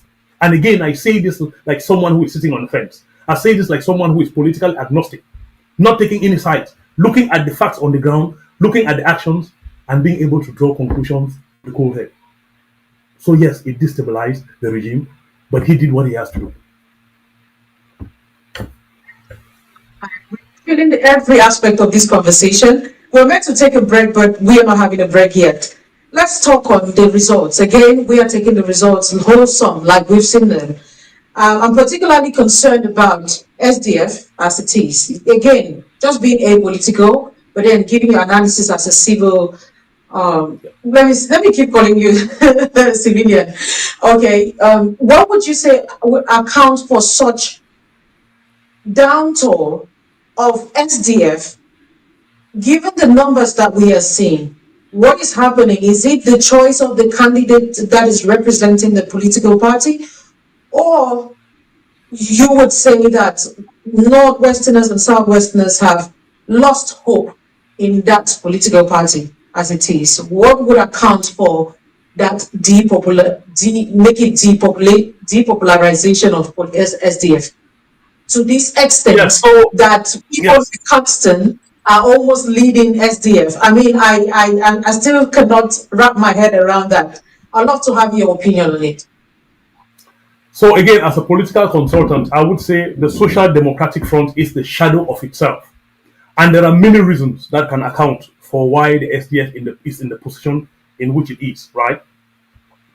One of the things that people rarely ever mention, but I think it is very important, is that the SDF was birthed in Bamenda on May the 26th, 1990. I remember that I was not in Bamenda, I was in Kumu. But Kumu and Bamenda is just an hour apart. And everything happening in Bamenda, we could get the vibes in Kumu. So I still remember vividly May 26, 1990. John Frundi and Power to the People. It was a party that came in to give hope. Because I say credit is not given. There are many people, if you ask in Cameroon, how did multipartism come to Cameroon? They will not even remember that it's the SDF. But the SDF needs credit for having brought multipartism to Cameroon. And again, multipartism did not come to Cameroon because Mr. Biya thought it wise that, okay, I am going to allow it. It is true. There is a wind of change that was blowing through Africa, same like that which blew during, the fight for independence in the early, the late 50s, early 60s. The wind of multipartism blew through Africa as well. So it was somewhat inevitable. But that does not mean it was handed. I am giving credit to the SDF here to having fought and shed blood to have multipartism in Cameroon. But let me tell you another thing. Again, why I say, for all intents and purposes, you may dislike Mr. Biya and the ruling party, but they are politically astute. Because what did they do even before 1992? I remember very well there was an almanac of the political parties in Cameroon back then. And you could hear names, Daikole Daisala, Anti-Gasagai. As when the SDF as a party was recognized, as astute politicians as they are, Mr. Biya, he flooded the scene. They brought the bar so low that everybody out there could create a political party. And they did that with an intention. Divide and conquer. If you think that, if you imagine, take a case like Nigeria, how many political parties are there in Nigeria? Right? But when you come to Cameroon, every Tom and Dick from every nook and crevice has a political party. Why do you think the government lets it be? It is because when they have a party, an election like this, they have the people whose beaks are being wetted, whose their lips are oiled, and then what comes out is that 8 political parties have decided to coalesce with the regime, and you hear things like G20. It's a political strategy.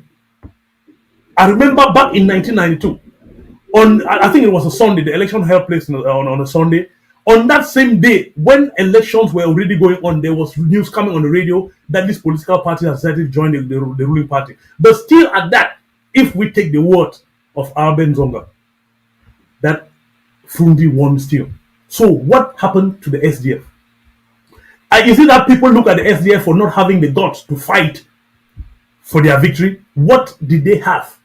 And I remember there's an interview that the General Pierre Semenge, he said, when Frundi was under house arrest in Tarikon, the government sent people there to, they were in charge of his feeding and everything, checking because if anything happened to Frundi at that time, Cameroon would have exploded. That is how popular he was. But what will happen to the SDF? And that is because, and it's a problem that we have. I call it a problem because modern, developed countries, they build strong institutions. But when it comes to the developing world, especially in Francophone Africa, we try to build strong people instead of strong institutions. meaning that the SDF was John Frundi. And with the demise of John Frundi, the SDF went. So Joshua also can come and say whatever. The political infighting within the SDF is evident. Just was it yesterday? I read about the vice president, who is a senator, talk about how he has almost been lynched, political lynching within the party. So there is also the talk. The former speaker talked about the blackmail that SDF has been gotten on social media. But again, that is from somewhere. When people who stood up and fought for you, there are those who caught tear gas and got amputated, right? Who believed that you were fighting for them. When they have the notion that you have sold out, when that reputation is damaged, there is nothing else you can do. So strategy-wise, the SDF would have also known that yes, it was founded in Bamenda, but the support of the SDF came from the Western region. And as a political consultant, I would have advised the SDF to give the chairmanship to the Western region. Because, believe you me, I would say the MRC, the Cameroon Renaissance Movement, the CRM, is a formation of those who got fed up from the SDF. That is why you hear a party that is acclaimed or is said to have won an election in 1992. They are scoring 0.1. Come on. It's unfortunate, but that's where we are. 0.9 job. I mean, it's sad at the same time, laughable. But again, yeah, I'm looking at just in line with that. I'm looking at 86% for Biya in the Northwest region, and 5% for Issa Chiruma Bakari. Southwest region, we have Biya 67.79%, and we have Issa Chiruma Bakari with 22.79%. Dog. What would account for this gross landslide victory of, again, we're going with face value, right? So, and being the civil activist you are, we're taking this face value. Would you say it's the crisis? And if it's the crisis, why is it going more towards, was it going towards more towards the incumbent? I mean, the figures are on the screen. Then the Issa Chiruma Bakari that a lot of English-speaking Cameroonians were hoping on to do justice as far as the crisis is concerned and their leaders who are back in jail. Can we have political the doctor on the screen, opportunism? please? Yes, political opportunism, right? The crisis in the North and Southwest regions. The crisis in the North and Southwest regions has, I mean, it is something that nobody is actually benefiting it from it. When I talk about it, I'm talking about state actors, not individuals, right? But then, remember, I already talked about the politics of the empty chair, boycott. It doesn't work when people can do without you. Then the numbers that are out, you and I know, everybody, even the person who compiled those results and gave, know that they are fake. But the question is, what can you do? In places like Douala, where we have ministers of state, you had people who went there and watched their vote counted, took videos, pictures, and were able to show it, and you saw that Issa Chiruma actually won in those places. But in areas where they call it a no-go area, people were on a forced lockdown, the ghost towns. Those who control, they have the free reign. If you say there were 15,000 people who voted in Ndonga Mantum division, you cannot argue that the whole of Ndonga Mantum is not up to 15,000 people. There are 15,000. We know that they did not vote. But if there is nobody there to actually show that, hey, this is what actually happened. So yes, we know. Even those who, I heard your former speaker say that, the result is not whether people voted, it's who counted. So we know these things. But the point is that you cannot go and argue in front of somebody who is a neutral party to say, listen, you don't believe those results. The question is, are you saying that they are not up to that number of people in the Northwest region? No, there are. But we know they did not vote. But you were not there to make sure or to capture the essence actually who voted. And that is, I also read that the CPDM representative for Boyo, and I salute him. He came out and resigned and said we understand what we do. Again, I'm paraphrasing. That, but when you want to steal something, when you want to fraud with a little bit of intelligence, don't do it this way. But you need to understand that you are dealing with people who have zero shame. And without calling the name, let me just put this into perspective. You have a minister delegate be it, who will come on social media in a country that is serious and say, Je suis ils s'entretuent entre eux, je bois mon matango. À quoi ça me concerne? They are killing themselves. I'm drinking my matango. How does that see me? I'm talking about a minister who can say this and put it, have the effrontery to put it on social media. That is the country in which we are. So it's people who have done things and they have shown that they have no shame. What do you do? But again, as a cautionary word, I usually say, people have reasons why they choose sides. And I've said, given my exposure, I have seen, Dele, you and I here in the UK, if you go into the House of Commons and you see these guys debate, the Tories and Labour, they debate, you may think that they are going to get into blows. But go on the cafe across the street. They are there discussing and, having a nice time because they can separate politics from daily life.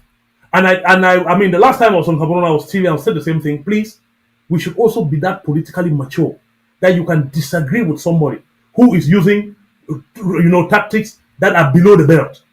But we should be able to distinguish politics from real life. Because I do not think there may be, but there are many people who were aspiring for change, but who have family, who have friends, who have relatives, who for some reason, of which it is their right, have decided to side with the party in power. They are still your family. You may be on political sides. In the US, we had Kellyanne, who was a Trump senior advisor, but the husband was a firm critic of Trump. Kellyanne and the husband are still together today. We should be politically mature.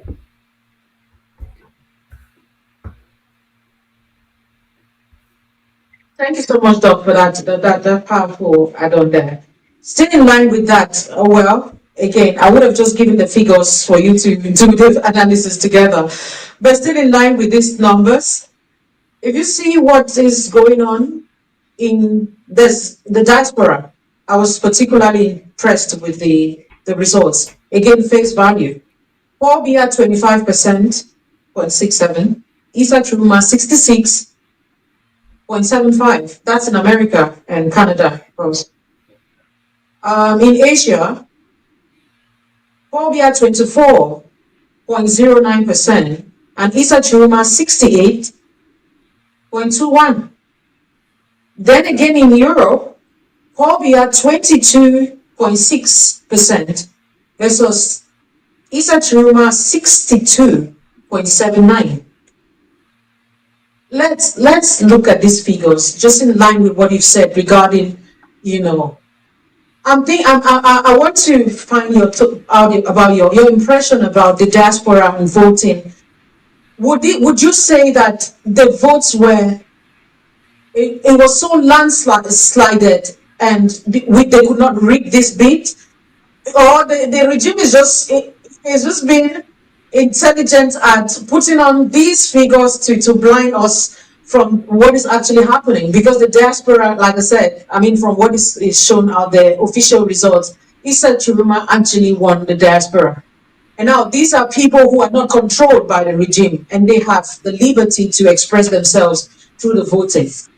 Would you again say this was a smart move by the government to put these figures, or it was actually legit? I would say that it was legit. And again, it is a simple reason why the littoral region is at Chiruma 1, right? Yeah. So we need to understand something. It is politics. Unfortunately, there are actors who hit under the belt.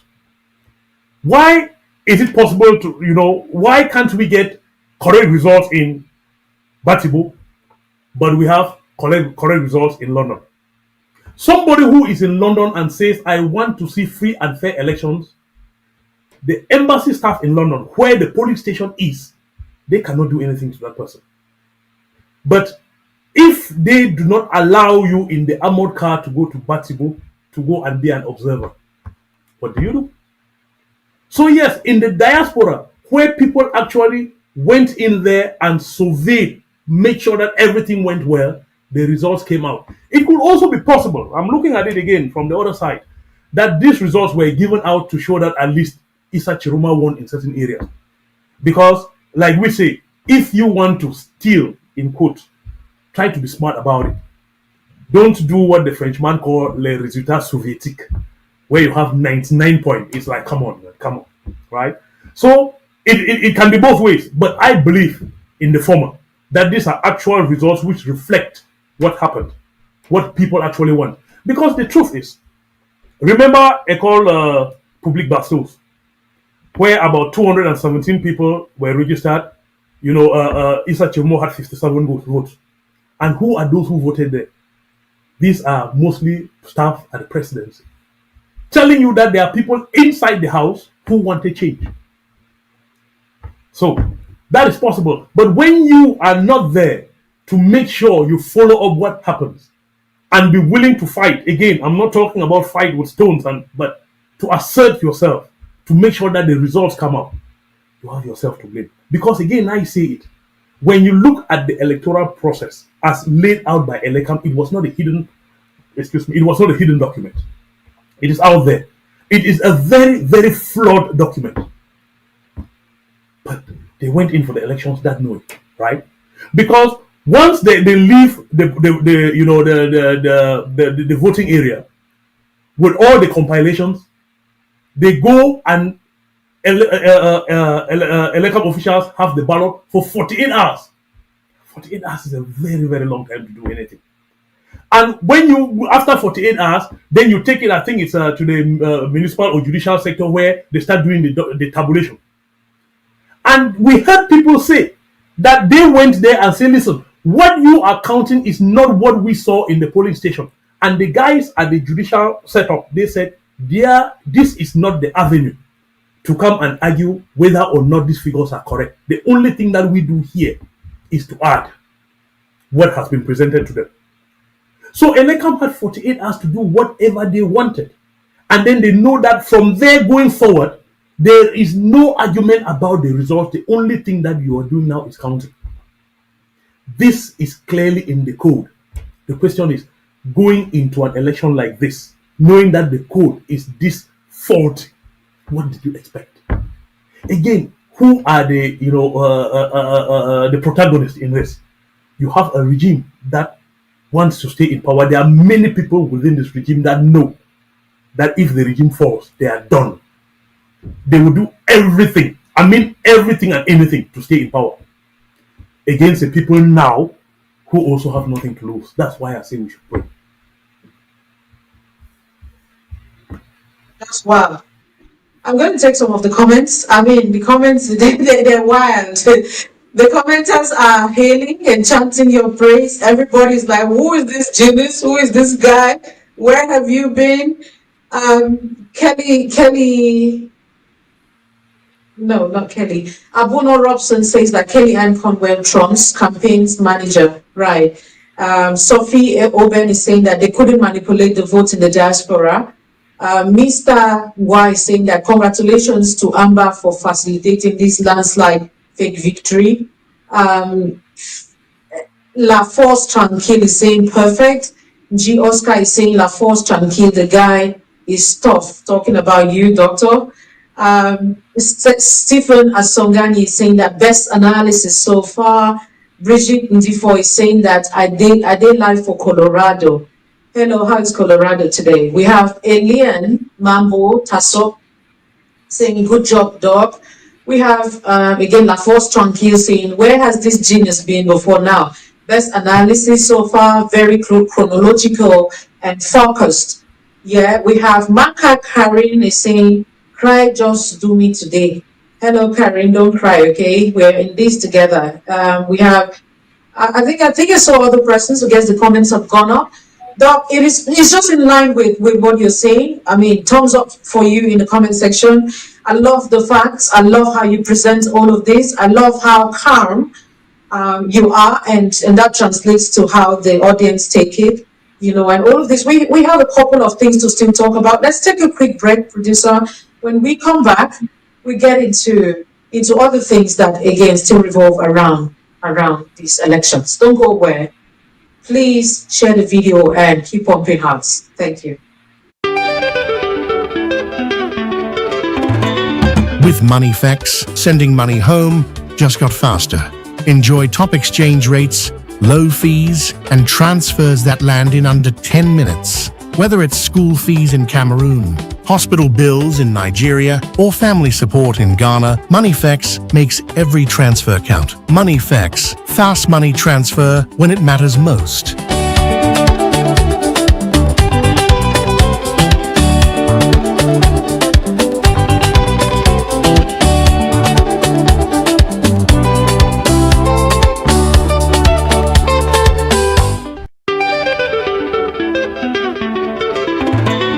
With MoneyFX, sending money home just got faster. Enjoy top exchange rates, low fees, and transfers that land in under 10 minutes. Whether it's school fees in Cameroon, hospital bills in Nigeria, or family support in Ghana, MoneyFX makes every transfer count. MoneyFX, fast money transfer when it matters most.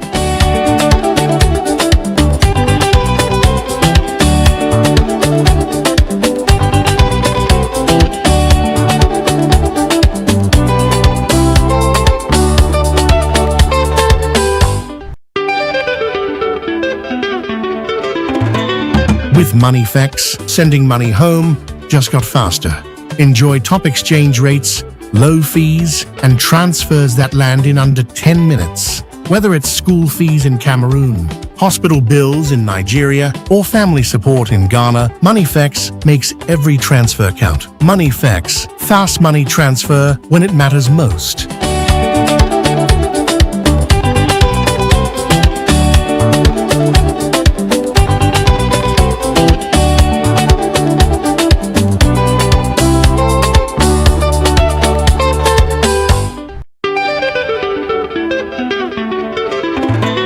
With MoneyFX, sending money home just got faster.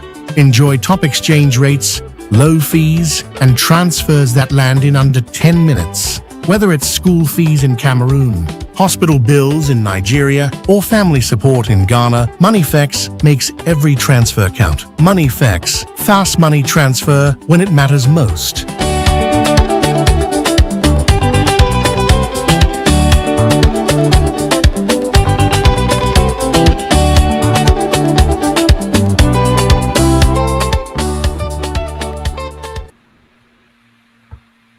Welcome back, ladies and gentlemen. We have been having a sit down with the formidable Dr. Valentine Chair, and he has been taking us through history, taking us through some very important facts as regards to the elections that have just taken place and the results announced. We've had some shock waves going through. I think the average Cameroonian right now, the stakes are high. There's a whole lot of concerns out there. We're not sure what's going to happen tomorrow. The youths are taken to the streets, put the leaders out there who are encouraging, the protest. People are chanting for justice, others for peace. Some people are at this moment celebrating. Dog. Coming back to what you said about God, let's pray. Would you say your sentiments are tilted towards the regime, praying towards the regime to withdraw the civilians, the military, or praying more towards the civilians, not to take to the streets? Which side are you actually encouraging before we are garnishing it with prayers? Yes, let's look at what happened in the Gambia, right?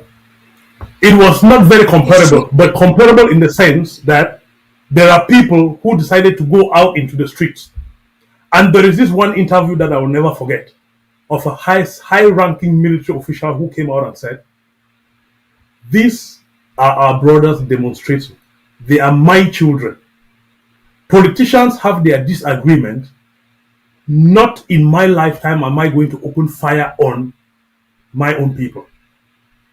That is what a high-ranking military official said. And about 2-3 days later, Yahya Jammeh had already agreed for safe passage to leave the country with his family. What do I expect?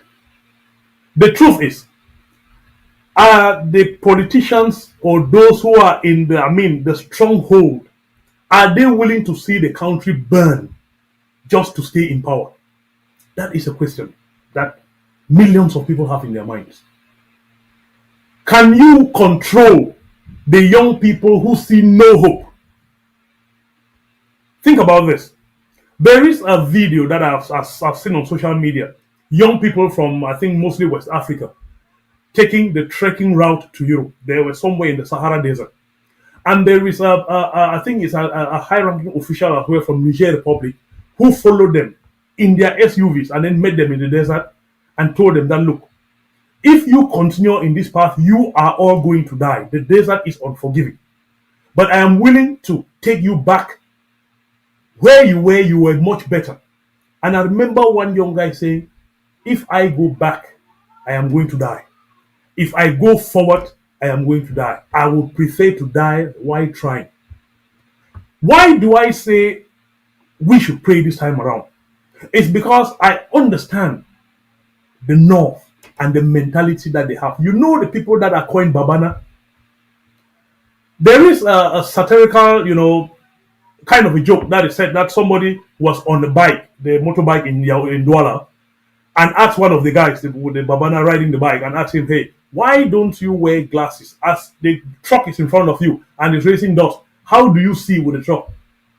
And the Babana apparently replied to him that, listen, when the dust is up, I just close my eyes and go. Telling you that there are people who really do not have much of that concern for life. The videos that I've seen, them walking up to the military people, hitting their chest and saying they are not afraid of anything. It's been a long time I saw something like that. So yes, who is easier? Again, you asked me the question, but let me shoot it back. Who do I expect to have more restraint? Who do I expect to be civil enough to understand that they need to calm down the pressure? Because the truth is, in civil strife, nobody wins.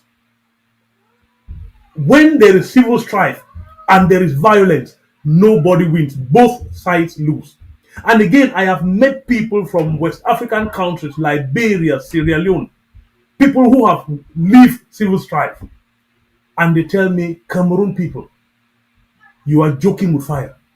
Because there is still that euphoria that I remember back in the days in 2016-17 in Bamenda, where people thought that, okay, let's go out, on this action, and then by tomorrow everything will be fine. How many years are we down the line? The point is, just to make it really understandable to those who come from the Northwest and Southwest region, even those who have been there, I want you to imagine the lifestyle that you live when you leave, eastern part of Cameroon to go to West Cameroon. And ask yourself, what if the whole of West Cameroon, the whole of East Cameroon became like that? And again, I am telling you guys that we are going to lose if this thing deteriorates. We all are going to lose. But there is somebody who is going to gain, because there are people who are looking to sell out. There are people who are looking to come in to say, I will help you if you promise to give these concessions. The question is, as brothers, why can we not sit down and arrange this thing? And I will talk to the big man in the house, the government. Why can't we arrange this? Because, your collaborators who are in the North and Southwest regions, they know what they are going through. They are those who respect the ghost towns more than even the ordinary man, because they know their targets. The question is, are you willing to let such a situation come into the eastern part of Cameroon? I'm hoping and praying, via my ancestors, of course, that a solution will be found to this thing. That this is not a time to show force. Because the adversary in this case is not somebody who really fears force, based on what I have seen so far. And based on, when you talk about, the different cultural dimensions, if the people of northern Cameroon, because these are villages that have been separated by imaginary lines that were, coined up in 1884 in Berlin, our forefathers were not there. So you will have somebody who is on the Chad, the Chadian side of the border, another person on the Cameroonian side of the border, but they come from the same village and at times even the same family. If we have seen what Chad went through, we have seen what's happening in northern Nigeria. If you imagine that those two combinations will come down from the northern Cameroon down to the south, we should pray. Honestly, I was following all of this, and my wife kept asking, but why are you so concerned? And I'm like, I am fearful. I am fearful because I have gone to the northwest region. I have met guys carrying AK-47, Kalashnikovs. And trust me, it is not a feeling that you want it to repeat itself. So I just imagine a scenario like that spread all over Cameroon. Where will our people go?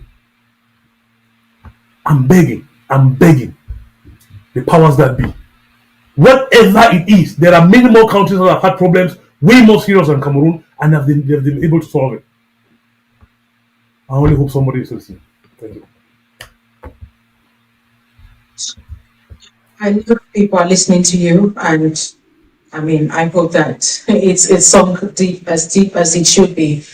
Now, let's have a final question to you before you give your last word to the people. Talking about dialogue and a way to resolve all of this, say to pave a path towards resolution. What specific conditions or framework would you say are essential for a genuine and effective dialogue and the path forward for all of this? So remember what the government did back in the day called the Grand National Dialogue.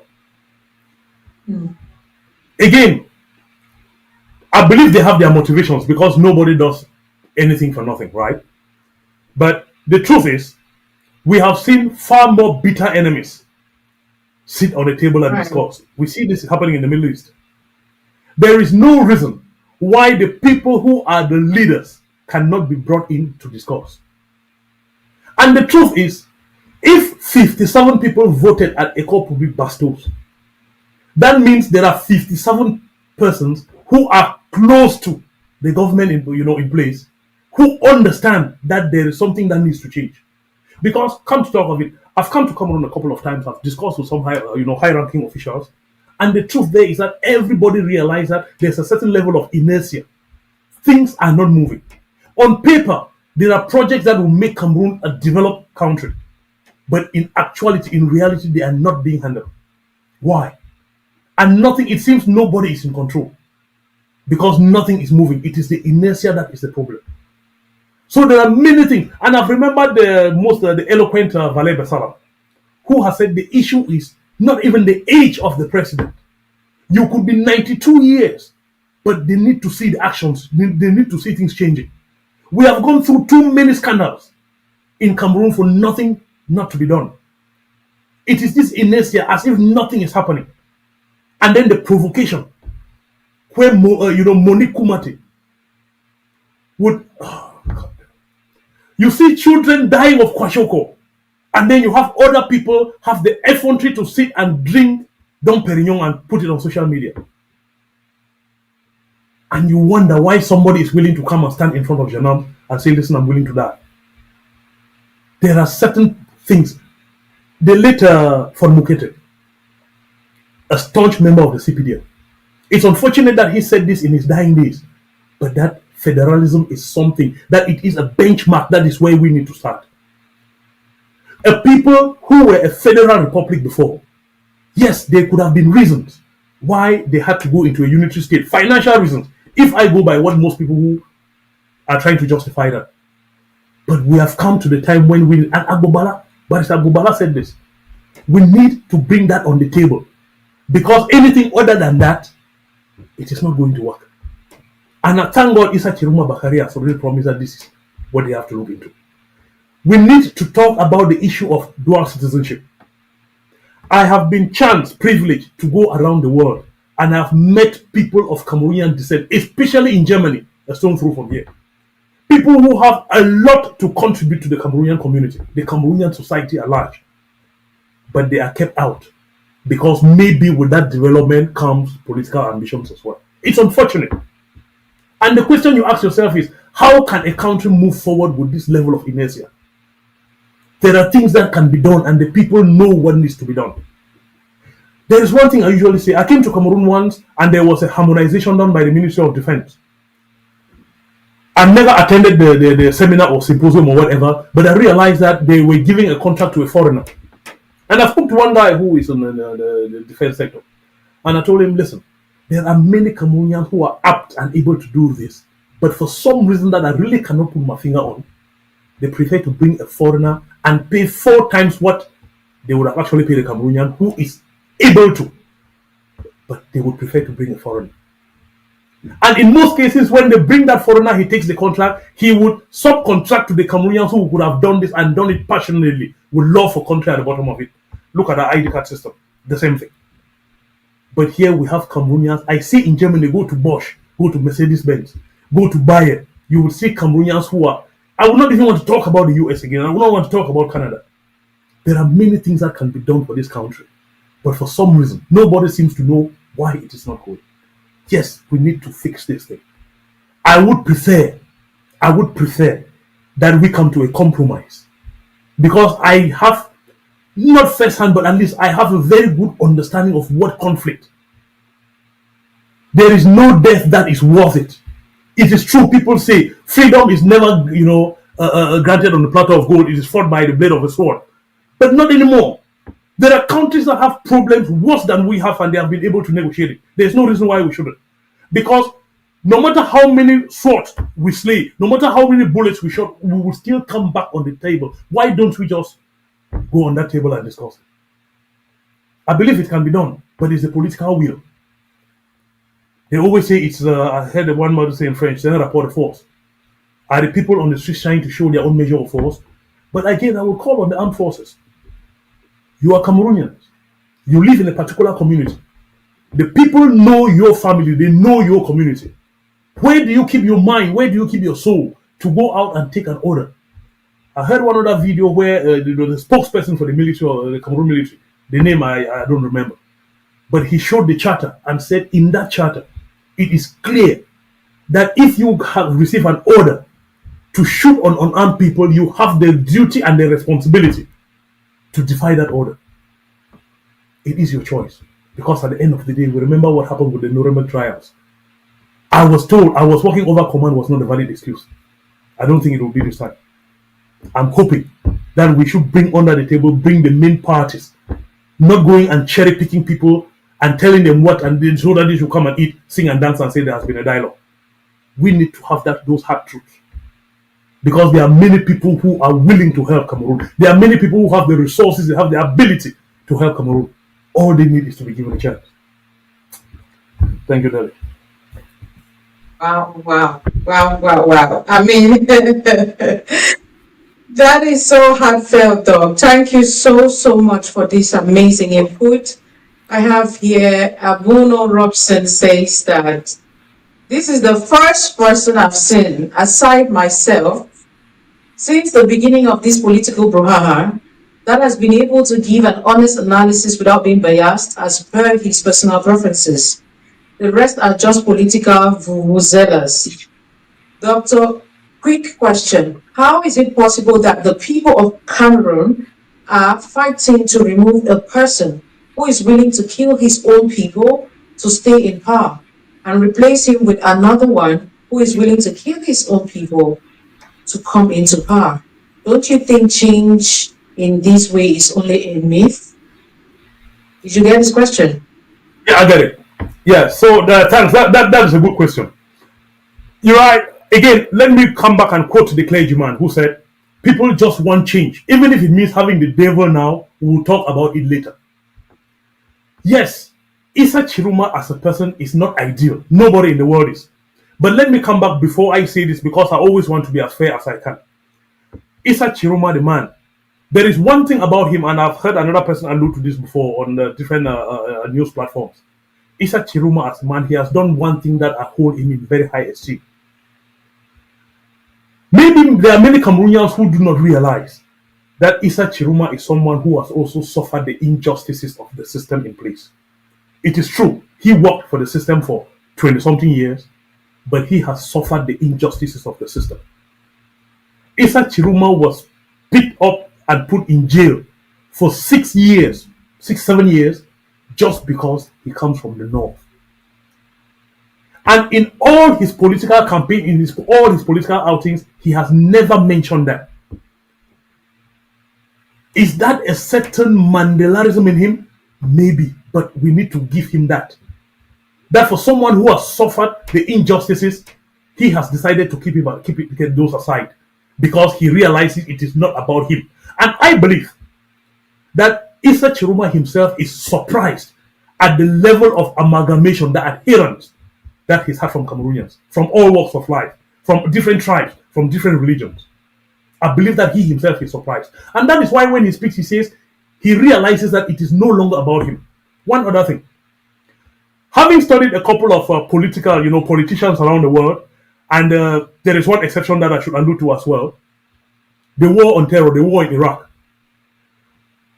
All but one, and here is Tony Blair, all but one of all the politicians who took the decision to go to Iraq, whenever you ask them, in hindsight, do you regret having gone into Iraq? The question is a chorus that they have practiced very well. Given the information I had at the time, it was the right decision. But they will never say they made a mistake. But Issa Chiroma came to Bamenda. He came to the northwest, he came to the southwest, and told the people that he is sorry. He may not have meant it, but that was something about him, the man, that we need to acknowledge as well. So does it make sense to, try to take out one person who is willing to kill some people and put in another person who is calling on people to go to the streets, knowing that some of them really will die? It's the Hobson's choice. What do? We don't have the third option. Let me not talk about Fuma, but we don't have the third option. What do? If we need change, and also I believe in the human being. I mean, as an optimist, in certain areas, I like seeing the glass as half full. Should we judge what Issa Chiroma is planning to do based on what he has done in the past? I'm not a Christian, but somewhere I read about someone called Saul, who later became Paul. People can change, I believe. People can change. Thank you.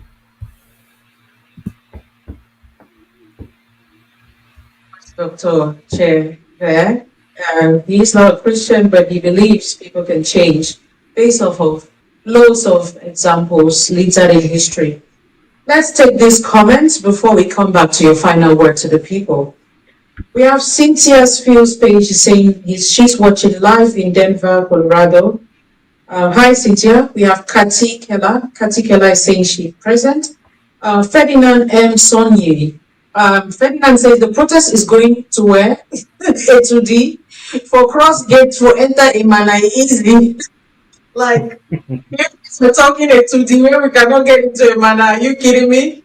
So I hear you, Ferdinand. But of course, this is an old comment because I'm just getting to read some of them. Again, it's coming. I guess it's panel to the previous guest we had.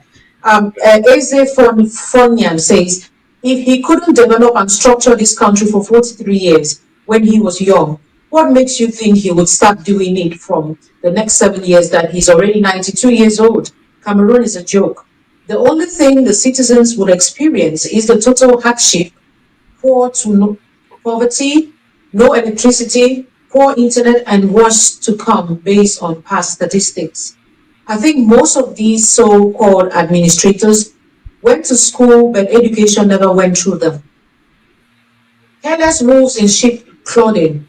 Wolves don't attack young prey, but out there, it is your men in uniform killing unarmed civilians, the same people that the hard-earned taxpayers' money is funding their ministry. It's a shameful thing. Eze Fonya, I hear you. Andre Epie says that the worst thing is the military. The military guys who are suffering in the country with 35,000 francs salary, but still want to protect the old regime. How sad. It's all of these comments, Doc. I hope that I get more of them. I mean, we hear the heart of the people. You hear them lament. I'd like to think, like we all have said, Cameroonians at this point in time they're not sure of the days ahead. They're confused. If you have been in power 43 years, what's the change that will come 7 years? Why is the change, we're insisting on the change now? It's all of these questions that could be rhetoric, but again, if we want to sit and answer these questions, you know, it surpasses the surface that is being projected in the media. I'd love to have this conversation all day, but of course we have to convene again. Please, may we have your final word to the people listening to you, and so we can call it a day. Yeah, thank you very much, and thank all the viewers as well. It's been a little bit long, but I mean, I really had to speak my mind. Thank you, Daddy, for inviting me here. What I would tell our people is that, listen, we need to pray, right? We should be worried. I understand that people are angry, and rightfully so, but we need to be cautious. We need to be cautious because I want us to understand. Let's take a look at Bamenda. Let's take a look at Biya. Let's see something that started as a joke until the other side picked up arms, where we are today, and ask ourselves, if we blow this 80% out to cover the rest of the east of the country, where are we going to? And to the powers that be, again, I have said, I belong to the lost generation. But I'm praying and hoping that somebody somewhere is listening. And I know that the consultants that you pay large amounts of money to, they would have told you this truth. Nobody wins when you bring a heavy-headed, a heavy-handed approach. If you've learned no other thing, let the lessons from Bamenda, let the lessons from Kumba, let the lessons from Mamfi, let them resonate. That with a heavy-handed approach, when you push people against the wall, they look for whatever they have to defend themselves. Woe betide us all. If you suppress the people in the north and they cross across the border to get support from their brothers, I hope we don't get there. Thank you very much, and we'll talk again another time. Good night. So much, Dr. Valentine Chair. He is a civil activist, and he's an expert in IT, AI. We'll be having him here in the studio in the days ahead. We'll be talking about lots of things that he does. Today, we just wanted to have his views or his sentiments around what is happening in our country. Again, that is his final word for us. I hope we picked a thing or two from it. Abono Robson again says, thank you very much once more. I appreciate your honest opinion. I pray you have more frequent outings like this. Of course, we're going to have Dr. Chair on here. We have Dr. Chair's sister proudly in the comment section. Great analysis, Doc. That's Chair EA. We have Ka Emmanuel. Ka Emmanuel says, this guy is intelligent. Well done. We have Patrick Anderson Ketchen. He says, thanks so much, Doc, for the analysis. We have Reverend Jesse Song. Reverend Jesse Song is saying that Cameroon is blessed. Cameroon is a blessed country. We are destined for greatness. Thank you so much. Amen. We have Chu, Cynthia, Double Mitch, Sophie. We have all of you. Georgette Ngwe. We have Ka Emmanuel. I mean, if I missed out on your name, we have Momi Ngwe Empowerment. Thank you so much, everybody who has been watching, and for those of you who are watching behind the scenes. It is not late to share this video because, of course, more persons will join us. This is where we call it a day. All is well that ends well. Thank you so much for tuning in. Until next time, it's been your intentional host, Daddy Singer. I'll see you around. God bless.